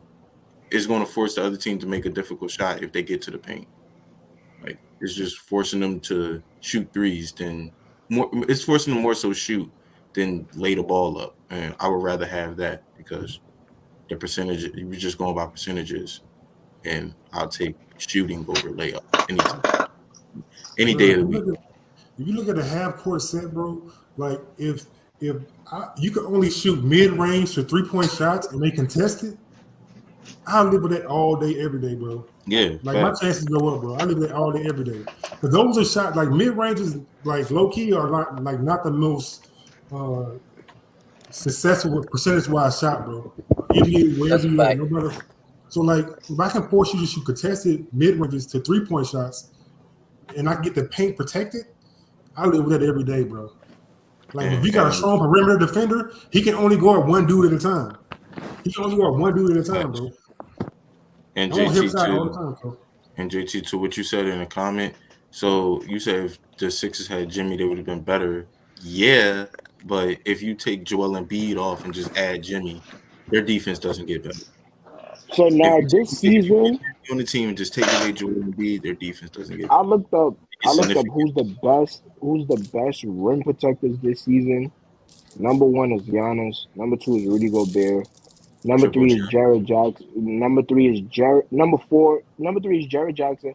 Number 4 is JaVale McGee. Number 5 is Isaiah. Who the fuck is this on the Clippers?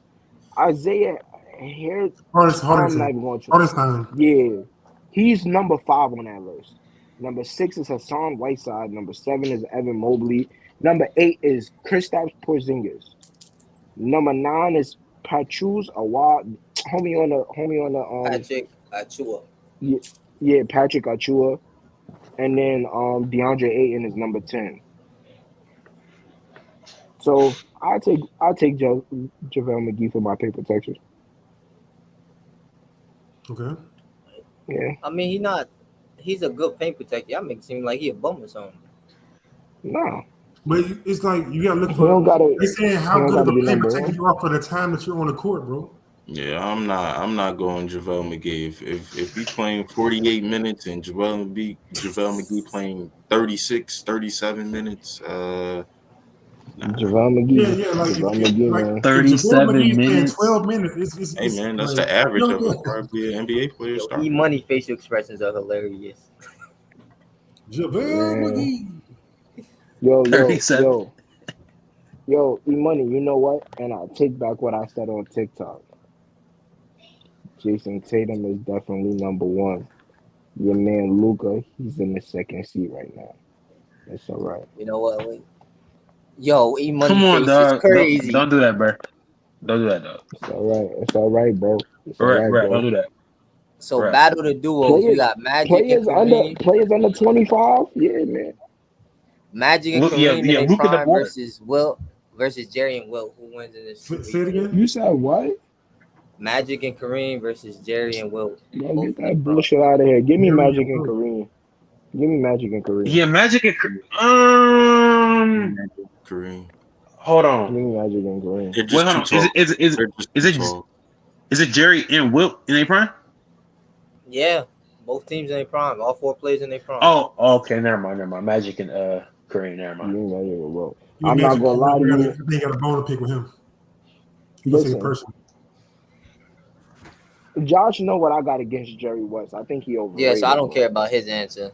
Bro, I think Jerry West is overrated. Okay, cool, bro. Why? So why y'all not picking Jerry and this. Wilt? I'm just curious why nobody picked Jerry and Why Wilt. is he overrated? It's because you said. I think no, Shamaria, he's gonna go on a tangent, bro. He's gonna go on a tangent. I seen this time of basketball, and I can only say to this time of basketball, I think Jerry West is overrated, bro. if you're this number one point guard in the league at that time, the best way I can explain it, think about Curry. Curry is the number one point guard in the league right now. Think about him getting outplayed two times in the finals by a Kyle Lowry type ass nigga. Blame Shamari. Twice in the finals, getting outplayed both times when it matters by a Kyle Y'all all Lowry heard ass this nigga, on Clubhouse bro. already. Y'all heard this already. Y'all all heard this. Yeah, I don't know why Shamari I definitely heard this story. But she toxic. Like, so why do I think Jerry Anyways, will? I'm probably gonna go. Look, here come the toxicness. That nigga Jerry can shoot though. I don't know. Look, Magic couldn't, and Magic had trouble guarding small guys. Jerry's a small, quick guard. Bruh. And he could shoot. You think he can guard Magic? No, it's a 5-for-5, but it's gonna be 2s versus 3s right now, Theo. That's how I'm looking at it. Yo, it's a lot of twos coming in. It's a lot of twos coming in. Will about to be grabbing a lot of boards. I think Jerry and Wilt might win. I ain't gonna lie, Wilt gonna be grabbing a lot of boards, dog. I mean, I know Kareem could grab boards too. Wilt could grab boards, dog. That's why I think Wilt Jerry is and grabbing Wilt boards. win. Like, 2v2. and Jerry West, he gonna cook, man. Exactly. E-money, wait. We gotta look at on average who was Wilt grabbing them boards against. Did you know he had a 48-inch vertical, dog? I know he had. On average, 48. Bro, Bill Russell is like 6'8", bro. Come on. You're telling me Kareem jumping with Wilt? Bro, he played Wilt. He barely played Wilt, bro. Like on average, the people but he didn't play that Wilt though. Yeah, on average, you never saw him. The people Wilt played, but he never saw prime Wilt. Like Hops Wilt. He never saw Jim at the gym. Hold on, what are you talking about? He never. Come on, I really be hating. He never saw prime Wilt. He saw. Who you think had better competition, Kareem or Wilt? He didn't see prime Wilt. Hold on, Theo. Who you talking about? Didn't see prime Wilt? Kareem. He saw Wilt in the end of his time. No. The reason that I asked is because I had brought up Bill a few seconds ago. I thought you were saying Bill didn't see. No. Kareem didn't see prime Wilt. Oh no, Bill. Preem didn't see like Kareem didn't see like prime Wilt, but like. No, but bro, I'm only talking about rebound. No, bro. Bro, I'm 6'1", bro. Wilt Chamberlain was grabbing rebounds over guys like. I'm talking about versus Kareem. No, bro. Wilt out rebound Kareem. That's what I said. What was it? How much? Bro, this is not no regular. By like 2 to 3 boards. Come on, all right. That's not. No, bro. Dog, bro. Hear me out. Though. This ain't no regular. This not no regular human being though. Yeah. In his prime, he was jumping 40. Bro, his vertical is 48, and he's grabbing boards. I don't know Kareem. I don't know if Kareem is like he gonna grab boards too. But I'm just saying the rebounding. I'm just talking about the rebounding. I'm not just talking about them. I know Kareem's better. But I'm just talking about the rebounding part. It's gonna be close to that. Wilt Chamberlain was grabbing rebounds over guys like we can't be doing that though. Wait, Burrell, you know why that don't matter? Because of his vert. He's gonna do the same thing today and in the 90s. Right, like because his vert. His vertical is crazy. Rebounds over guys like Julius Randle height, bro. I don't. He's gonna do this. He's gonna do the same thing in the 90s and the 80s. Same thing to Kareem, bro. He's not yeah, he is. Like, bro, I'm talking about grabbing boards. He only out rebounded about 2 rebounds, bro. But he still out. He wasn't his prime. Bro, he is not grabbing that many rebounds with Kareem, bro. He was out rebounding Kareem, and Wilt wasn't even in his prime. Right, Wilt come on, Jerry and Wilt winning. Bro, I'm telling you, but it's gonna be like larger than that though. If he played prime Wilt, and Wilt could play make money. Wilt went head to head with Kareem, right? Wilt only out rebounded by 2 rebounds in their head-to-heads, right? All together, 2 rebounds, right? That wasn't even Kareem's peak or prime. You don't think his prime started when he was young? Bro, they grabbing the same amount of rebounds. Like it's 2 away. Even if it was, it's 2 away, 2 rebounds away. So it's not like he's going to be killing on the boards like that. In the West. But I'm saying, I see what you're saying. If you look at the whole team, Magic is going to out-rebound Jerry West too, right? But Jerry West is going to be special. So, but Jerry West is going to outscore that man by a lot. Exactly. Jerry West outscored Magic. You know, Magic come small. He got scored. He's outscored Magic. He's going to get torched. Don't matter. Nah, but I only say Magic just score on him. Magic. Okay, got to post him. No, I believe that Magic and Kareem will win. I'm just saying it's going to be close because of that rebounding. Nah, it could be close though. We're going to keep it close. I got Will. Spoken. Yeah, I gotta respect my boy Will. Right. I respect Will. He did a lot of things. I ain't going to lie to Will and Jerry could win though, because based off Jerry West being it's not like I'm just saying, bro. Jerry, we talking about 2v2 on what, on a blacktop or something? Yeah, blacktop. If we talking blacktop, then Magic and winning. Yeah, I'm talking blacktop. No, yeah, Magic Kareem are winning, but like Jerry West and Will could win. They can, but a blacktop and threes gonna be hitting like they used to do. I'm just saying, Jerry West got that, bro. He got the shot, he got the handle. That's what I'm saying. He got the whole opposite package, basically. Man, he got a right hand. Don't say the handle. He got a right hand. Come on, bro. Come on. He got handle, bro. Hey, yo, I got a question for y'all. I seen him do a hezzy. I got a question for that. I seen him do a hezzy tween. He did a hezzy tween. Hold on, I got a question for y'all. In a switch scenario, like not switch, but like they play in the game. Kareem sets a pick, and then now it's a switch. What would you be more comfortable? I understand that even Magic guarding Wilt is still very undersized, but would you be comfortable with him just trying to catch Wilt in the paint to guard it? You talking about Magic in the post with Wilt?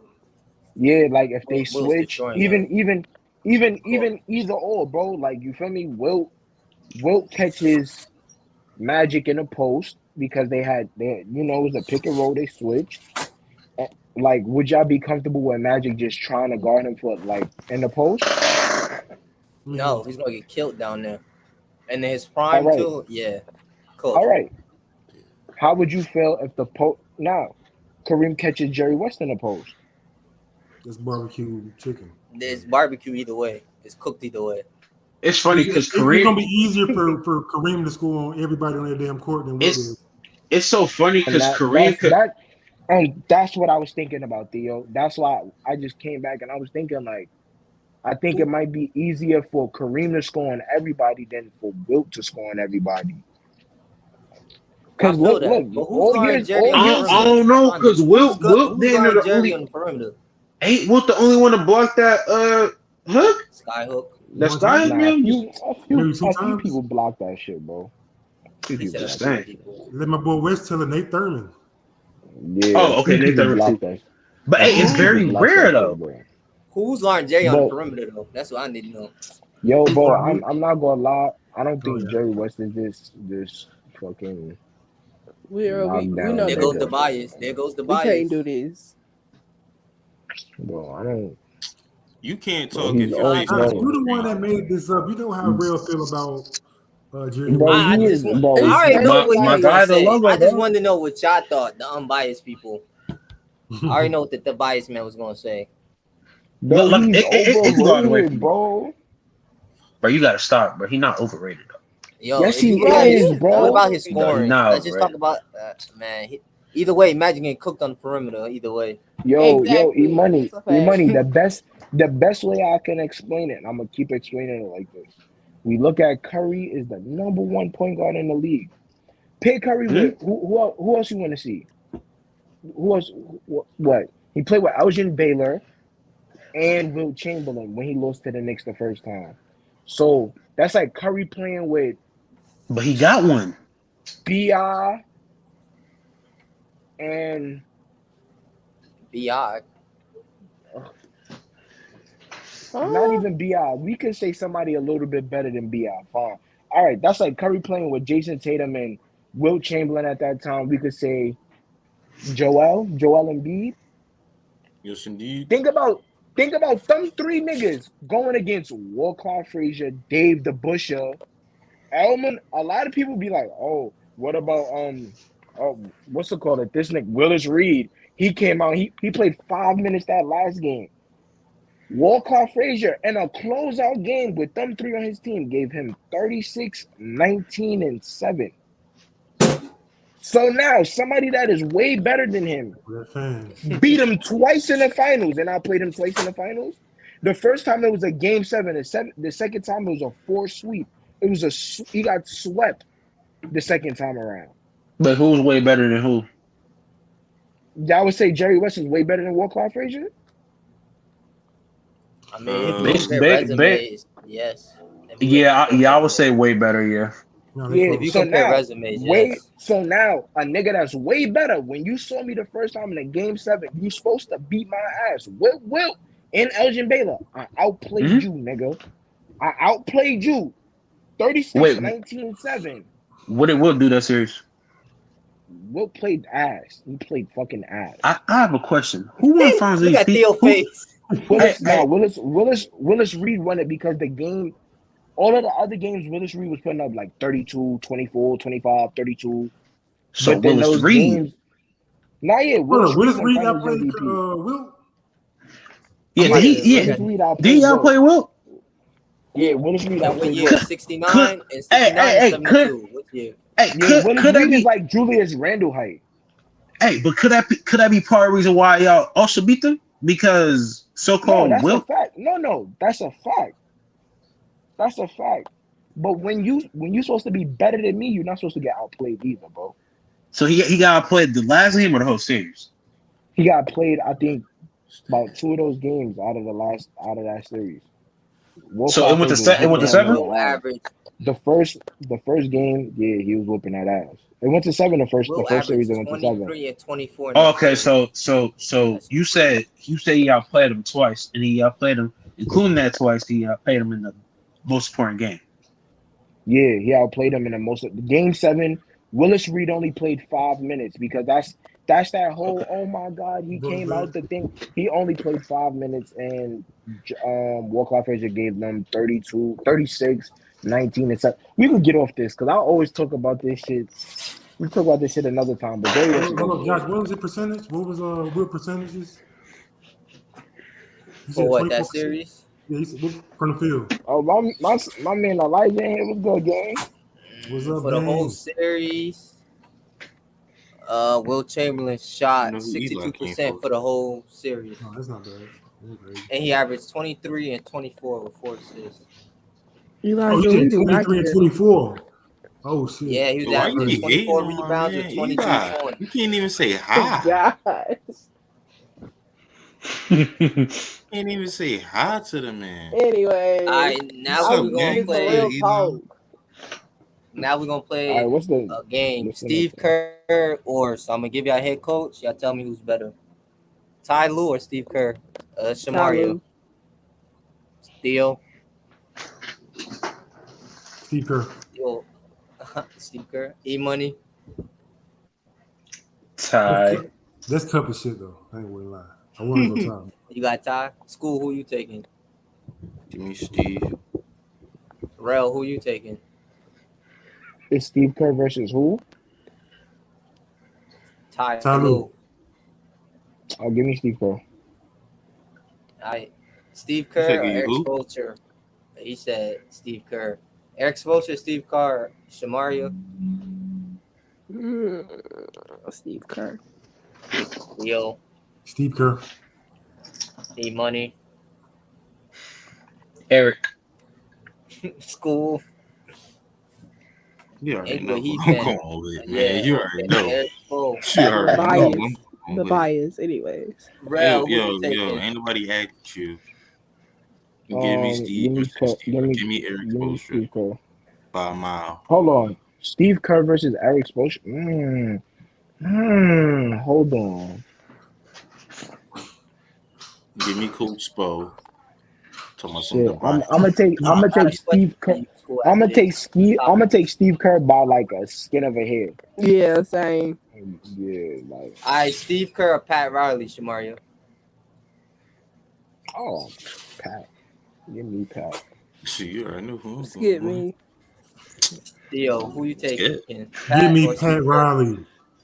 Theo, who you taking? Money, who you taking? Pat. Yeah, who you taking? Pat too, or Yeah, I'm taking Pat. I'm taking Pat, bro. Pat the third best coach in NBA history, bro. Yeah, I'm taking Pat. Shamaria, Don Nelson or Steve Kerr?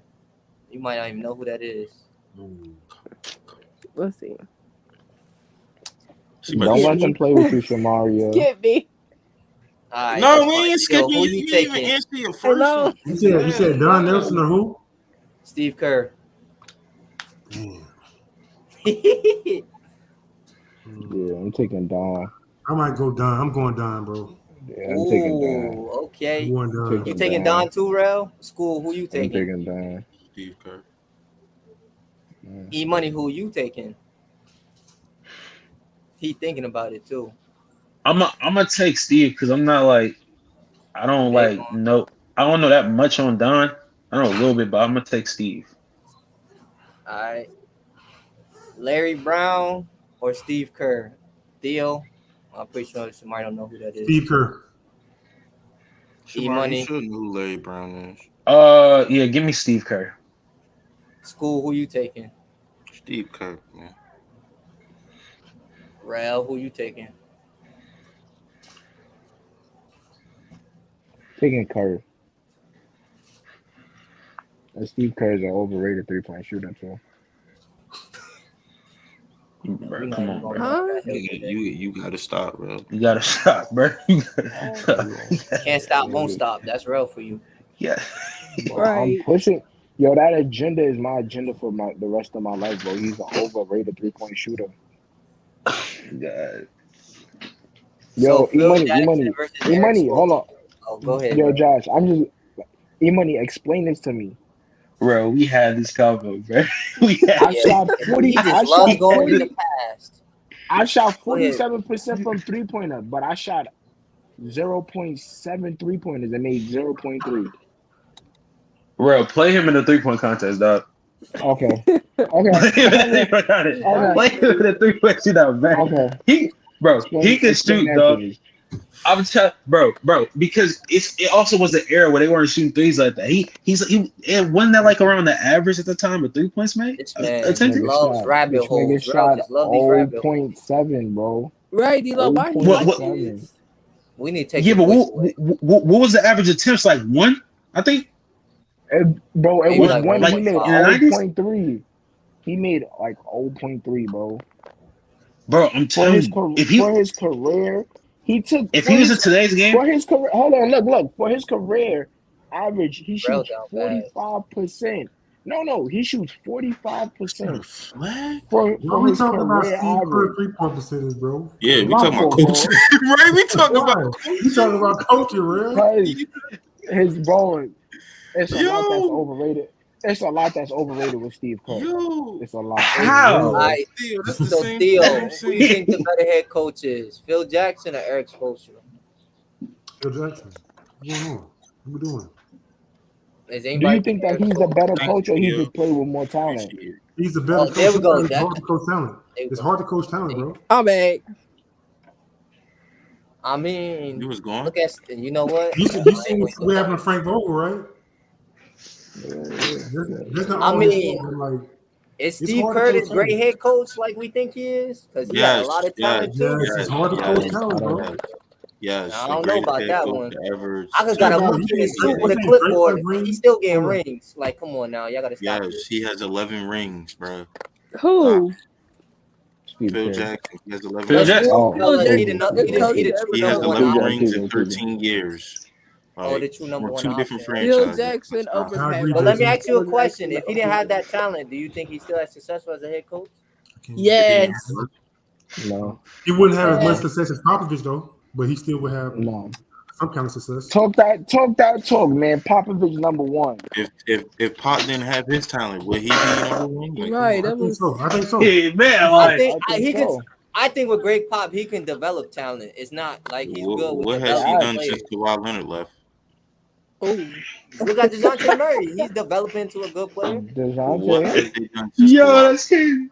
No, but every team needs you need talent to win championships. That's what I'm saying. Every team needs like talent. Josh asked the question. I'm talking about there's a difference between developing talent and then acquiring talent. There's a difference between those two, right? Can we say that? Okay. Yeah. You don't think he developed Kobe? No, I think Kobe's gonna be Kobe regardless of whatever head coach you had there. Kobe's gonna be who he was. Was Kobe gonna be what we think of today? No. Yes. Kobe would have been a top 10 player all time.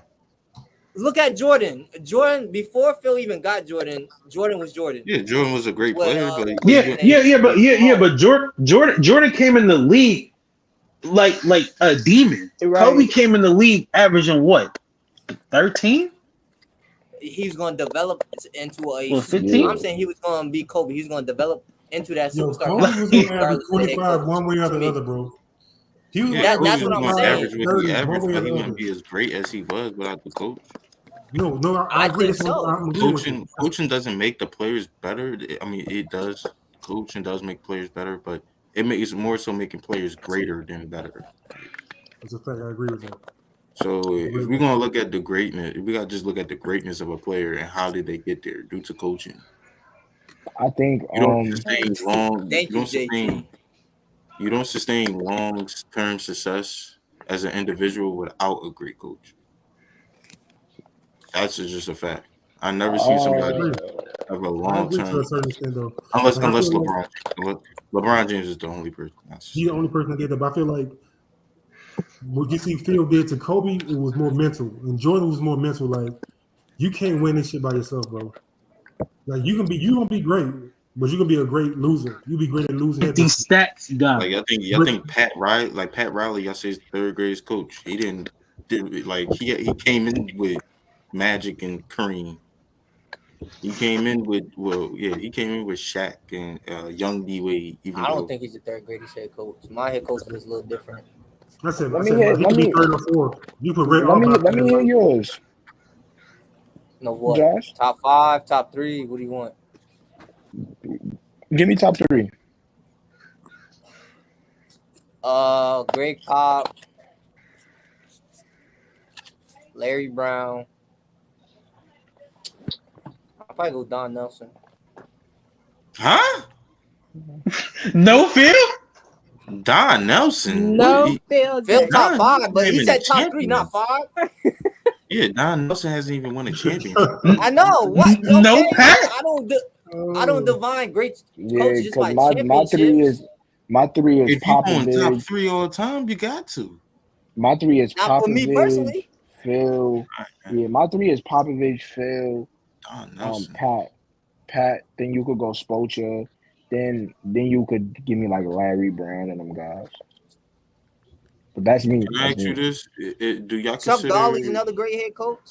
Chuck Daly's top 5. Chuck Daly, yeah. Chuck Daly. Do y'all consider Scottie Pippen being developed underneath Phil Jackson? Yeah. I think so. Yes. So Scottie is Phil Jackson game plan. No, Phil Jackson game plan, that triangle offense, I think developed Scottie Pippen, bro. I think that helped Scottie Pippen develop a game. But y'all don't think he didn't help develop Kobe?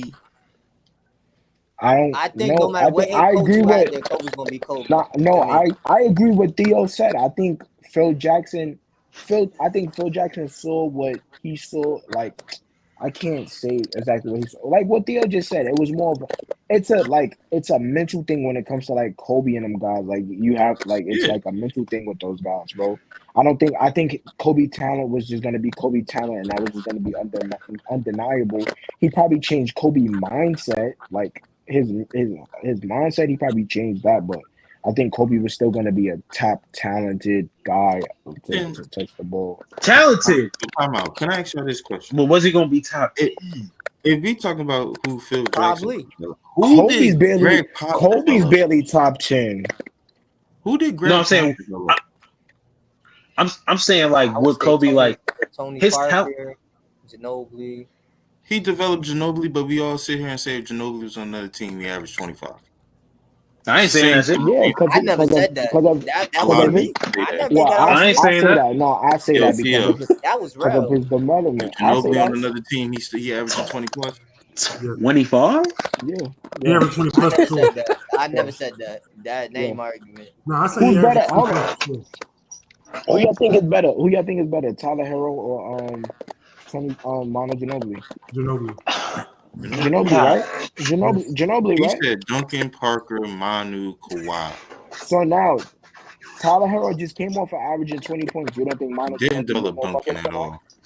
When you talk about player, man, that looks more the point though, real. Made who said he developed Duncan? Who said that? That was JT just said. Like he did not develop Duncan. What are you talking about? Hold on, time out. Hold on. Since Phil Jackson doesn't get that, you don't think Greg Popovich developed Kawhi Leonard?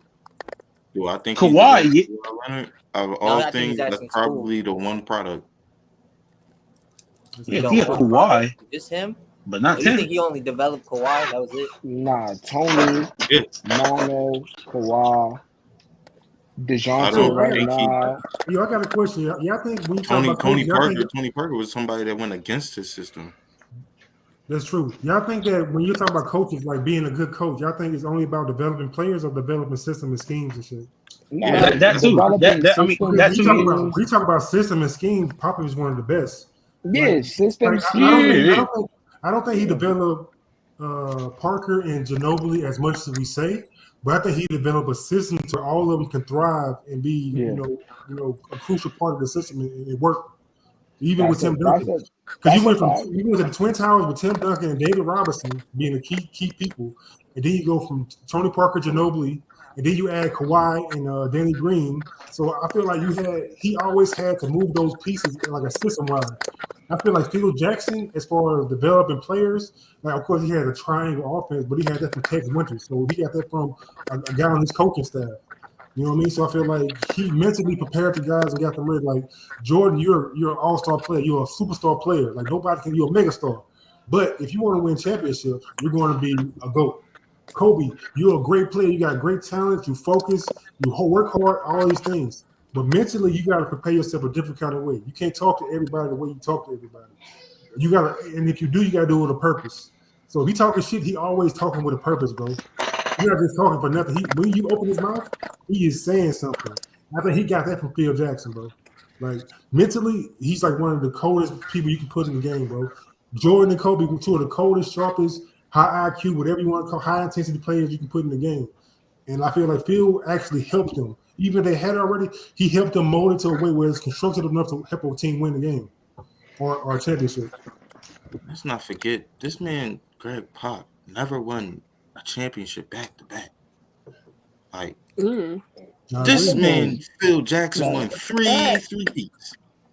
Three. I mean, when you have Kobe, Shaq, you can't just say. I mean, when you Jordan, have, Scottie, I'm not taking away. Hold on. You gotta be able to coach that. No. I'm not taking away from that. But even if he didn't win two back-to-back, winning, you got to understand, winning 2 championships in the NBA league as a head coach is impeccable. What Phil Jackson did is impeccable. Greg Popovich, to me, how I'm looking at it, Greg Popovich's system and how he plays, it phases through time. He grows, bro. Like his system grow. Like I think the reason that what I'm saying is that Phil Jackson, I don't think Phil Jackson can personally play in a time like this. When I say play, I'm not talking about literally him playing. I'm talking about him coaching. I don't think he could coach in a time. I don't think he could coach in a time like this, bro. But we've seen Phil. We've seen. What are you saying? What are you saying? Huh? You said you don't think Phil Jackson can coach in a time like that? Because we disagree. Well, I okay, and a Yo, okay in a time. Face. Hold on. Okay, in a time like listen, in a time like this. Hold on. Listen, y'all want to say huh, and y'all want to do this in a time like this. Why did and a lot of y'all gonna sit there and be like, well, it's the Knicks. Why did he fail when he tried to coach? If he can coach up and draw. Yes, he did. Yes, he did. He had Melo. He tried to run the triangle. So now, hold on. He was the owner. And 2013. What are you talking about? No, he coached. He was the coach. He's laughing and he don't even know what he's talking about. I remember that. So now, in 2014 and 2015, he tried to run the triangle offense and try to figure out why doesn't it not work. Then he tried to figure out why doesn't it not work. Greg Popovich, we've seen him win overtime. When the first time the Spurs won a championship? Bro, his coaching career ended in 2011. And what I'm explaining to you is that he wasn't sitting on the bench as the head coach. He was behind the scenes head coach. James Dolan gave him the whole operations. That's why the Knicks was running triangle offense. Look up Phil Jackson saying Melo cannot run the triangle offense when he was on the Knicks. Why would he say that? If he was the manager, the general manager, why would the Knicks have a head coach and have him run triangle offense? Bro, explain it to me. He's not labeled. He's not the head coach, bro. Like I don't understand why you're trying to. You're the general manager. You hire Derek Fisher. He's the general manager. You hire Derek Fisher, who played with you, and then you make them run a triangle offense. What that got to do with him being a coach? He's saying Phil Jackson was the head coach. like you're talking about general manager. I don't understand. Yeah, that don't got nothing to do with no. What he said, y'all not He's saying he wasn't the physical coach like on the sidelines. He was the head coach like behind the scenes. He was the one coaching the team. Derek Fisher was kind of like just the silhouette behind the scenes. What about during the game when you know it's a close game? We need some coaching. He's just behind the scenes. Caught up in the title. That's what you're getting. No, I need you on the floor being the You're getting caught up with the title. So all right, so hold on. No, I'm not. So all right, so you've never seen somebody. He's not on the bench with the team. All right, so you've never watching the whole time. So hold on. So you've never seen somebody use somebody else as a face, but the person in that background is running everything? Such as? Yeah, companies do it all the time. Such as there's people that they use as a face, but then people run everything in the background. They do it all the time, bro. Such as? All right. You never seen companies, big examples. companies. I'm asking it's companies that do it all the time, bro. I'm talking about the NBA. We're talking about head coaching jobs. It's like a school is like this, right? Let's say Bucket City, for instance. I run it, right? Y'all see me as the face, but behind the scenes, Rose is running everything. You don't see Rose. What this got to do with coaching, bro? Oh my god! We're talking about in the NBA, the coach of the team. He's talking about Phil was actually on the bench. When Theo's talking about these systems, right? Phil is the one implementing the systems, not Derek Fisher. Derek Fisher is just standing there, subbing in and out players, basically. That's all he's doing. He's not doing the actual head coach. He's not coming out with the team. In and out making decisions. That doesn't matter. Knowing which players gel together, knowing the rotation doesn't matter. Wait. Let's go back for a second. So we're talking about the year when Phil Jackson was head of basketball operations. Yes. Are you adding to his coaching resume? Yes, that's what they're doing right now. I'm not saying, bro. When I'm saying that,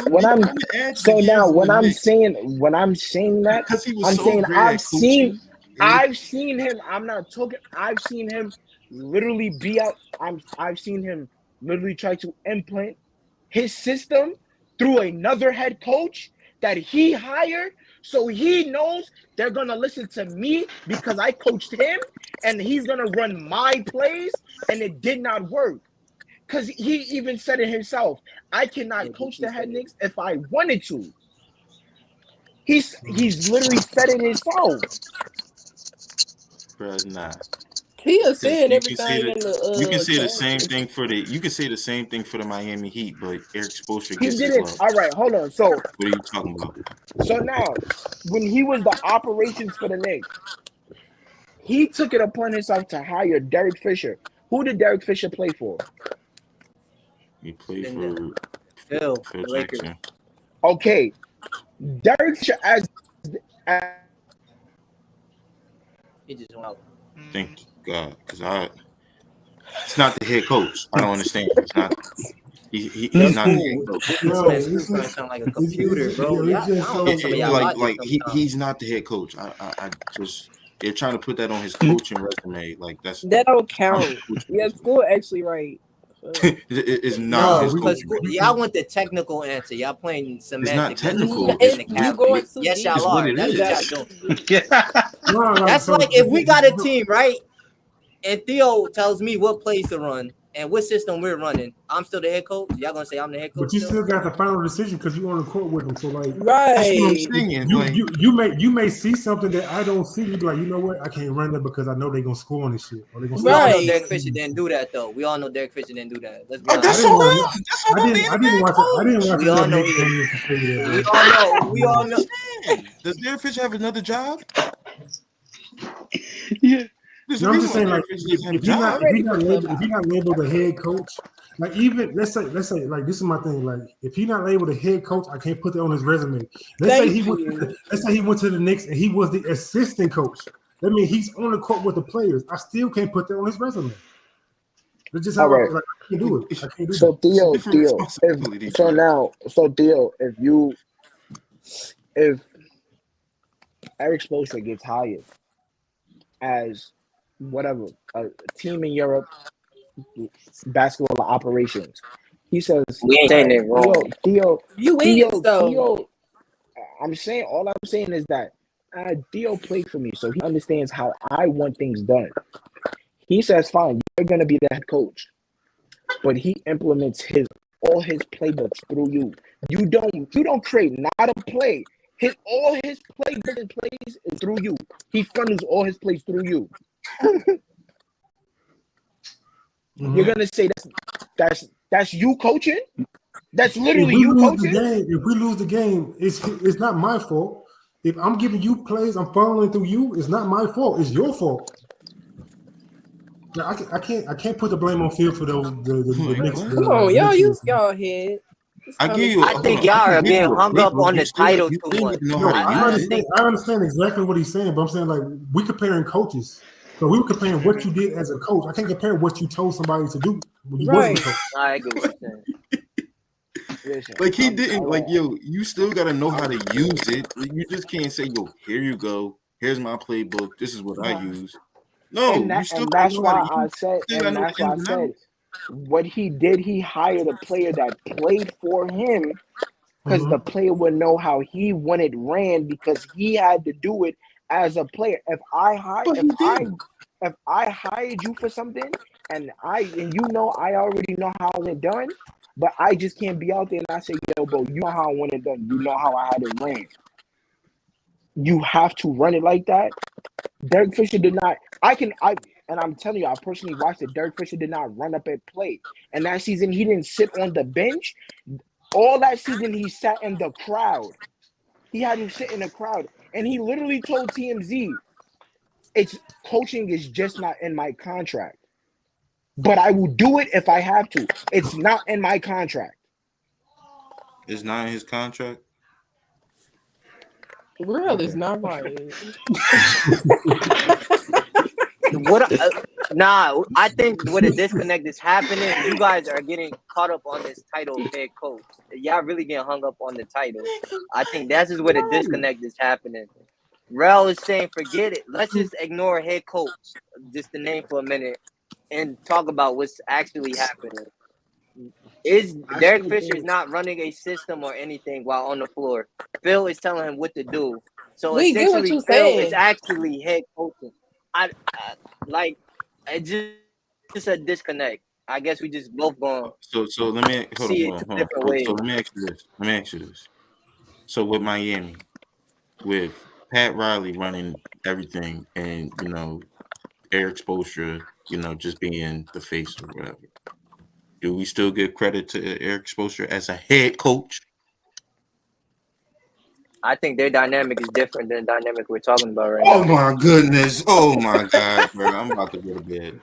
Y'all serious? No, I'm being dead serious. I think their dynamic is different than the dynamic we're talking about. Bruh. I don't think Pat Riley's coaching the Miami Heat 100%. What do they? Phil Jackson was coaching that Knicks team 100%. Is what No, he was not. Look at your face. Y'all just getting caught up on the label again. Yeah, it's a label thing. No, it's not the label. It's the context. It's the context of what we're talking about. We was comparing head coaches, bro. We only comparing head coaches. Now, me personally, when the Knicks start running the triangle offense, I was like, this is weird as fuck. This Phil shit. Like, it seemed like Phil is doing this. But I cannot give. I gotta give Derek Fisher the blame because he's the one that's running this shit. Right. He's still running this shit. So weird. Derek Fisher to blame, but I would never put that on Phil Jackson's resume. It's weird. And then both of them got fired, operation. Both of them did. Hold on. It's weird. Hold on, Josh. Listen to what he just said. It's weird. Mm-hmm. It looks like Phil Jackson is running it. Yeah. He's just not sitting on the bench. I agree. Yeah, not making substitutions. I agree with that, real. It's just we only talking about comparing two head coaches, so I can't compare what he did unless he has the title of head coaches. It matters. The title matters right now. I still think Greg Popovich that matters, yo. You being on the sideline talking to the players every day. Them calling you coach. They both got fired. They both got fired. You during the free throw. Them coming. You calling them. Coming back to you. You talking to them. I'm gonna ask you a simple question. All right, fine. I'm gonna ask you a simple question. We've seen Jason Kidd coach the Nets, the Bucks, the Dallas. Mm-hmm. We've seen Steve Kerr right now coaching the Nets. Name me another motherfucking team Derek Fisher coached. He didn't coach no other team. You know why? Because he was trash. They both was trash. And then Phil. Like, they both I promise you, Phil Jackson can get another coaching job before him easily. Because of his name. Now, Phil Jackson, when he bring, that's a fact. Because his name's cool. That he's right about that. Because of his resume. Because his name. So his resume just doesn't back up nothing. What's his name? Phil Jackson. What team right now is gonna run a fucking triangle offense? What team right now is running a triangle offense? You saw what happened in New York. You saw when he don't have these superstar caliber. So if y'all say right, y'all say he saw Phil Jackson with these great players and he wasn't able to do it with other players, then I would understand the conversation. Like, okay, cool, you got me. But like, if you just talking about what he did, like, it's a lot of teams that implements parts of the triangle offense in their system. A lot of teams do that. You said, but it's just the fact that he was the one that brought Tex Winters, not him. His assistant coach was the one that brought him the idea because it works great with Jordan. You need a dominant scorer. Well, dominant scorer. It worked great with Jordan. It worked great with Kobe. It worked great with Shaq. It worked great with the audio messed up. I honestly think that's the thing though. Like, hold on, it just didn't work with Melo. I think that's what it was. And it just and it's not like he was the coach. Like, y'all really gonna put this on his man like he was I think Greg Popovich could coach over time. He's coached in the 2001 efficiency. What is he doing now? I agree. What is he doing? What has he done since Kawhi left?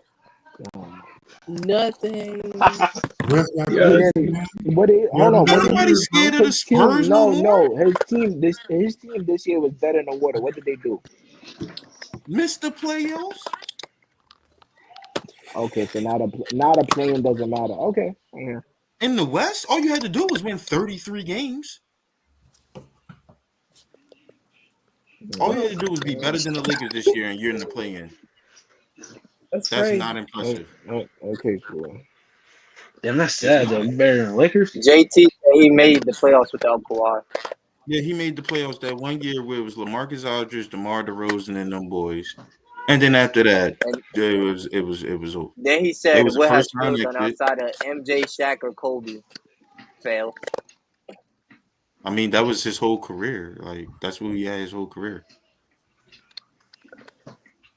Like you can't. You just mainly saying what has he done outside of his career? So Smooth. Let's say Phil Jackson comes out of retirement. What team you think he could coach realistically? I promise you right now, if Phil Jackson said, "I'm going to coach the Lakers," and they find out and they be successful, y'all gonna be like, "Oh, look what he had! He had LeBron, Oh God, AD, he had Russ, he had all these superstars again." And you know what you think was going to happen? I promise you, if he coached the Lakers and they found a way to be successful, y'all would. But that plays into his argument of he needs superstars to be successful. It plays right back into that argument. The Lakers just won 30-something games the year before. JT, I understand what you're saying, but JT you still got Phil, superstar caliber players on that roster. Now look at the chat. JT just said Phil Jackson was coaching when they blew a 3-1. Yeah, he did. He was coaching when they blew a 3-1. Greg Pop was coaching when he lost in the first round to the Grizzlies. And they were the 1 seed. Like what? Come on. He was also coaching the same team that lost in 7 to the Clippers after winning the championship the previous year. We want to do this? Yeah, toxic. JT who are toxic. I'm just saying, Greg Pop got some, notches too. I just don't think the problem with Greg Pop for me is that he don't adjust to the roster that he has. It's always when you come to the Spurs, you play this way. Like sometimes you just gotta, as a coach, you gotta adjust to the roster you have. So I should change my system for a star player that's been working for me. You said, when Kawhi came in there, I'm not gonna say Kawhi changed the system himself. Like he made sure, like, hey, I'm putting a stamp on this. Like I'm going to be averaging 25 plus easily and good efficiency. Like Kawhi mainly was one of those dudes that was against the system, just like Tony Parker, but it actually worked to an extent. Because Kawhi Leonard was just a bucket. I don't know how to feel about that. Kawhi Leonard I think every coach can't do it though. Like you gotta be a special kind of coach to do it, and it actually works. So like that's why I give Greg Popovich more credit than Phil Jackson, because I feel like Phil Jackson had better team or better players. Like he always had the number 1 point guard, number 1 shooting guard in the league. And if you get a system where a number 1 shooting guard can actually benefit and then help you win championships, oh yeah, you also have the best defense in the league. Also, you have a fucking Shaq. So like I feel like Greg Popovich had to kind of maneuver a little bit, a lot more, and did it for a long period of time. Like I said, with the Twin Tower stuff, that shit was cool. And then he said, okay, we got Tony Parker and Ginobili. We got more of a fluid offense.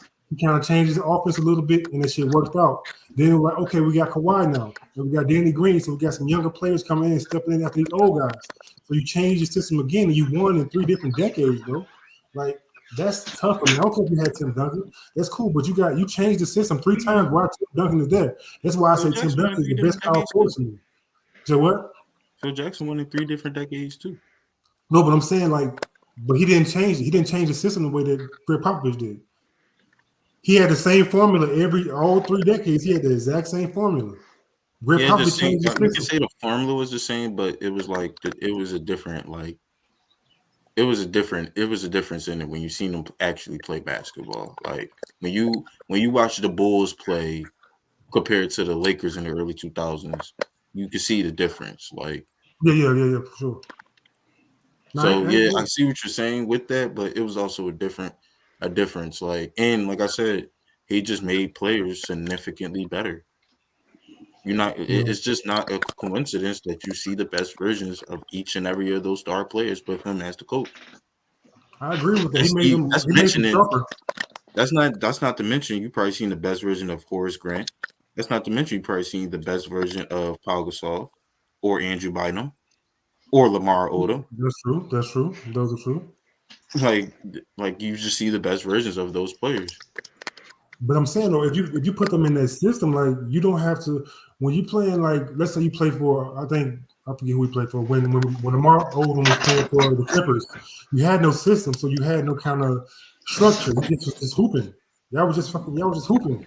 Even though he had like some good seasons, then he had a bad season, then he went to the Lakers and had a great season. Like you were just hooping. But when you got a system, you're more comfortable in what you're doing. So you don't have to think too much. You know, I got to board up. I got to play defense. This is where I'm going to get my shots at. I got to work all summer on these shots to get. When you got with Popovich, it's like you got a whole different system, bro. Like you go from your bigs being a main factor to you're actually having a motion offense that start when you get a rebound. Like I appreciate. Maybe it's just me. I appreciate when I see that when I'm looking at it, like, damn, the way Ginobili, Parker moving. Now you got even Patty Mills was moving that way, and then you had like Danny Green moving that way. You had Kawhi moving that way, but Kawhi wasn't really moving. But he was like, he made Kawhi better, bro, and you can see it year by year. He made him better to where the next year it was a crazy jump where he was the man. And it was scary when he was playing. Like even the Warriors was scared of him. You feel me? So like. I would say it like this. Pop system, to win the championship, it's good, but Pop system it limits players while Phil Jackson system like doesn't limit you. Like you still get the best version of that player, and we can still win a championship. Have a lead. What do you mean by that? What do you mean by that? Outside of I feel as like a person like you said outside of star players. Yeah. Like you mentioned that's what I mean by the star players. Like that's what I mean. Like okay. Because like I feel as though even though Tim Duncan has a great resume, great career, I feel as though he was probably limited to an extent. I feel as though Tony Parker was kind of Tony Parker is like in between, but Manu Ginobili definitely was limited. Like I feel as though Manu Ginobili could definitely be like. I feel as though if Manu Ginobili was underneath Phil Jackson, we'd be looking at Manu Ginobili at a whole different lens. But he's still he's still a Hall of Famer. He still is what he is. But I just feel as though his system limits you to an extent. Even for example, when DeMar DeRozan was there, you seen DeMar DeRozan? What the hell is going on? You seen DeMar DeRozan underneath the Spurs system? He was cool, but then you seen him get to the Bulls, and I think there was a reason why, though. I think there's a reason why. I think he became more efficient when he was with the Spurs, and then when he got to the Bulls, that shit carried over. So that's what I'm saying, but he wasn't limited. He was limited a little bit. That's what I'm saying. He wasn't limited on the Bulls. You gotta play the system. You gotta play the system. Yeah. You gotta play. Yeah, that's what I'm saying. You have to play the system. Sometimes that can hurt you, like especially depending on especially around this time. Like that's what I'm saying. He doesn't translate to what the players he had. He's just like, if you're in the Spurs, you're part of the Spurs system. It's just going to limit you. Okay, I get that. I ain't mad at that. I still think Greg Popovich is the best coach because of we could say I could say even his players, but look at his coaching branch. His coaching branch is crazy. He coaches the coaches, man. He coaches the coaches, man. Okay, it's valid. Oh, you talking about the people that came out with Greg Popovich? No, I think he mean the people that was under Greg Popovich end up being good coaches. What you mean? Yeah, all his assistant coaches end up being either NBA champions or real good coaches. Ooh. You know who they? It's a list of them. I think Nick Nurse, homie and the Bucks head coach used to be Greg Popovich's assistant coach. It's mad coaches like that. Oh, Bullhoser. Yeah, it's mad of those coaches. Bullhoser, Udoka, Kerr wasn't an assistant coach. I think he got the largest coaching tree. I don't think Kerr I thought Kerr was he was an assistant coach for the Spurs? No, he was always a player. I'm a fan. He's a coach for the Suns, I think. No, he was an executive. He was operational with some with Suns. Yeah. I'm a fan of this, but it's like all of the top coaches in the NBA right now, they have ties to Steve Kerr. Either they were like a third string coach or assistant coach. That's what's up. Yeah, he coaches the coaches, man. Give Steve Kerr. Steve Kerr. Give Greg Popovich, Kobe, Michael Jordan, and them guys. Yeah. Yeah, he would have limited him. I promise you, he would have had 50. He would have had 50 championships. You said give him Kobe? He said Kobe. Real, I got it right here. It says like, I can't do it. The Popovich coaching tree is Doc Rivers, Sam Presti, Mike Brown, Rob Hennigan, Brett Brown, Dennis Lindsey, Kevin Pritchard, Danny Ferry, Mike Budenholzer, Dale Demps, Monty Williams. Yeah, that's it. I'm gonna be honest. I don't think Greg Pop could have coached Kobe and Shaq. Yeah, I don't know about that one either because Kobe. Kobe was going. You gotta make a sacrifice. You have to make a sacrifice. Kobe, Bro, Kobe was going to want his dog. Nah, Kobe, like I'm only taking how many shots a game? Bullshit. But why? I don't think he would limit the shot, but I think he would explain why y'all don't think that Kobe, Jordan or Kobe could take not a back seat, but why you don't? Nah, I'm not gonna say a back seat, but we've seen Jordan pass the ball in last minute game winning situations. Seen Kobe do it too. Like, what's the problem? I'm not saying throughout like the last minute situation, but throughout a game, you're telling Kobe you're like, bro, I think Kobe and Jordan is players. It limits. No, I think Popovich is just make the smart and the right play.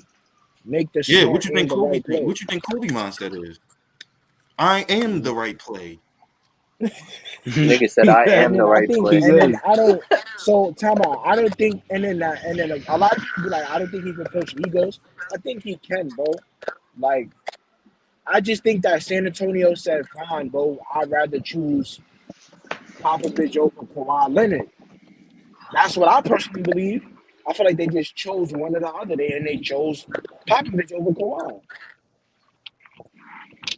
Nah, Kawhi had an ego.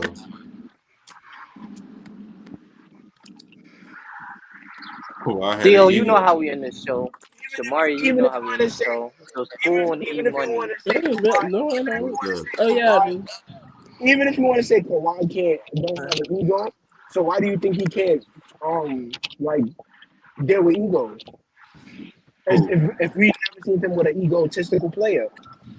Greg Popovich. Do I think Greg Pop can't deal with egos? Yeah. I don't think he can coach Kobe and Shaq together because of their egos. But why do you think he can handle their ego? The way they play the game, like Greg Pop is just not going to be able to deal with it because, like, he wouldn't have traded for Kobe though. He wouldn't have traded up for Kobe. During that draft, he wasn't. If he would have had Shaq, he wouldn't have traded for Kobe. You said he would have traded for Kobe? Like, Kobe got drafted to Charlotte or some shit like that. Yeah, it was the Bobcat. I don't think he would have did that. I don't think Popovich would have did it for Kobe because he know, like, you can tell what kind of player it is. Like, if you feel like it doesn't fit in his system, he's not going to push you to be in that system. Like with Shaq, you can build around Shaq regardless. Like, I don't care who you are, what kind of coach you are, you can build around Shaq. Yeah, you can build around Shaq. But Shaq gonna need that ball though. Shaq ain't Tim Duncan willing to pass the ball. Exactly, that's what I'm saying. Give me the rock. Y'all stay outside. Just barbecue chicken. No, but they'll do the same. I'll pass it if I have to. With the Twin Towers, they're gonna Shaq gonna be the only tower, but it's gonna be the Shaq Tower. Like instead of Twin Towers, it'll be Shaq.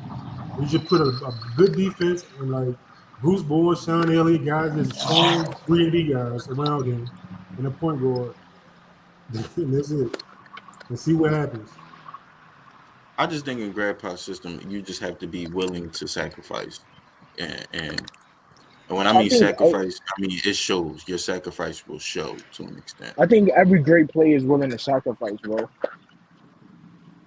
Yeah, not every. Not every. I don't know. I had to correct myself. Not every, but most. I think when we talk about top, because we're talking about 10. You understand what I'm saying? The guys that we talking about are top 10 talent players. I think when you talk about those type of guys, I think they're willing to sacrifice. The only person in the top 10 I say that's not, and I'm not really versed on. And I think I think everybody's willing to sacrifice, bro. No, I'm not saying they're not willing to sacrifice, but they're like the Spurs. Like if you just watch the Spurs, like they're the way they sacrifice is to an extent. Like it's just we just trying to win the game. Like that's all we trying to do. We ain't trying to Kobe ain't got to put up his 30 every game. This, that, and the third. Shaq ain't got to put up his 30. Like we just trying to win the game. Point blank period. And that limits players. Like to an extent, because we run a system that's really good that we can win games like that. But certain players don't want to play in that system because it's just limit them as a player. Like DeMar DeRozan went to I'm about to use DeMar DeRozan again. He went to the Bulls, made the playoffs, and like he wasn't limited. So he got the best of both worlds and made an All-NBA team and offense. So he wasn't limited. Still a good player, just not limited. But Josh, go on what you was about to say. I know how we end the show. Nasty takes. Theo, what's your nasty take? I'll let you go first. Y'all can let me go last, man. I don't really got a nasty take right now. I think of one. Oh my God, school. I know you got a whole bunch of them.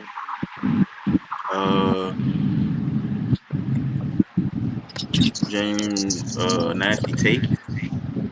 Yeah. I was about to say a prediction. You said James Harden's nasty left. CJ McCollum over Klay Thompson. Still, that's my man. That's insane. That's nasty. E-Money, your nasty take.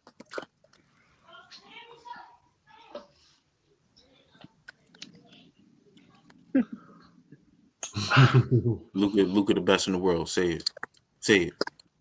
Luka the best in the world, E-Money. Go ahead and say it. Yeah, bro. Luka the best player in the world. I don't want to hear it. I don't care. Luka the best player in the world. I don't care. Luka is the best player in the world. Shamari, what's your nasty take, Shamari? Because you got a whole bunch of them. A nasty Shamari corner pocket, man. Yeah, Shamari, like show your forehead. Looking at corner all day. Anyways, I think. Big ass forehead. Anyways, the Lakers, if they don't beat Russell Westbrook. Oh my God! Can we skip her? Go ahead. Go ahead. You down bad. Hey, bro, what's your nasty take? Steve Nash is not a top 10 point guard all time. Oh my God! Oh, that's come on, bro. Jaylen Brown, top 3 shooting guard in the league. I don't care what none of y'all talking. Yo, my take is if the Lakers keep their team and don't trade nobody, they win the championship next year. Oh my God! Yeah, I like that. Shout out to Theo. You think Westbrook get ring? I don't see it. Westbrook will have a crazy season next year. Westbrook must be hurt. What's it called? Rose. Listen, Rose. Steve Nash is number 10. Steve Nash is number 10 on my point guard list. Look. Steve Nash is number 10 on my point guard list, Rose. I'm taking him off, and I'm giving my number 10 spot to Jerry West. Westbrook winning the ring for Chris And Paul? on that account, yes, he is. He better than Chris Paul too. And now we about to end the show. Make sure y'all subscribe to the channel. He way better. Darius Garland is better than Westbrook. Darius Garland is better than Westbrook right now. That's a fact. That's a fact. Drop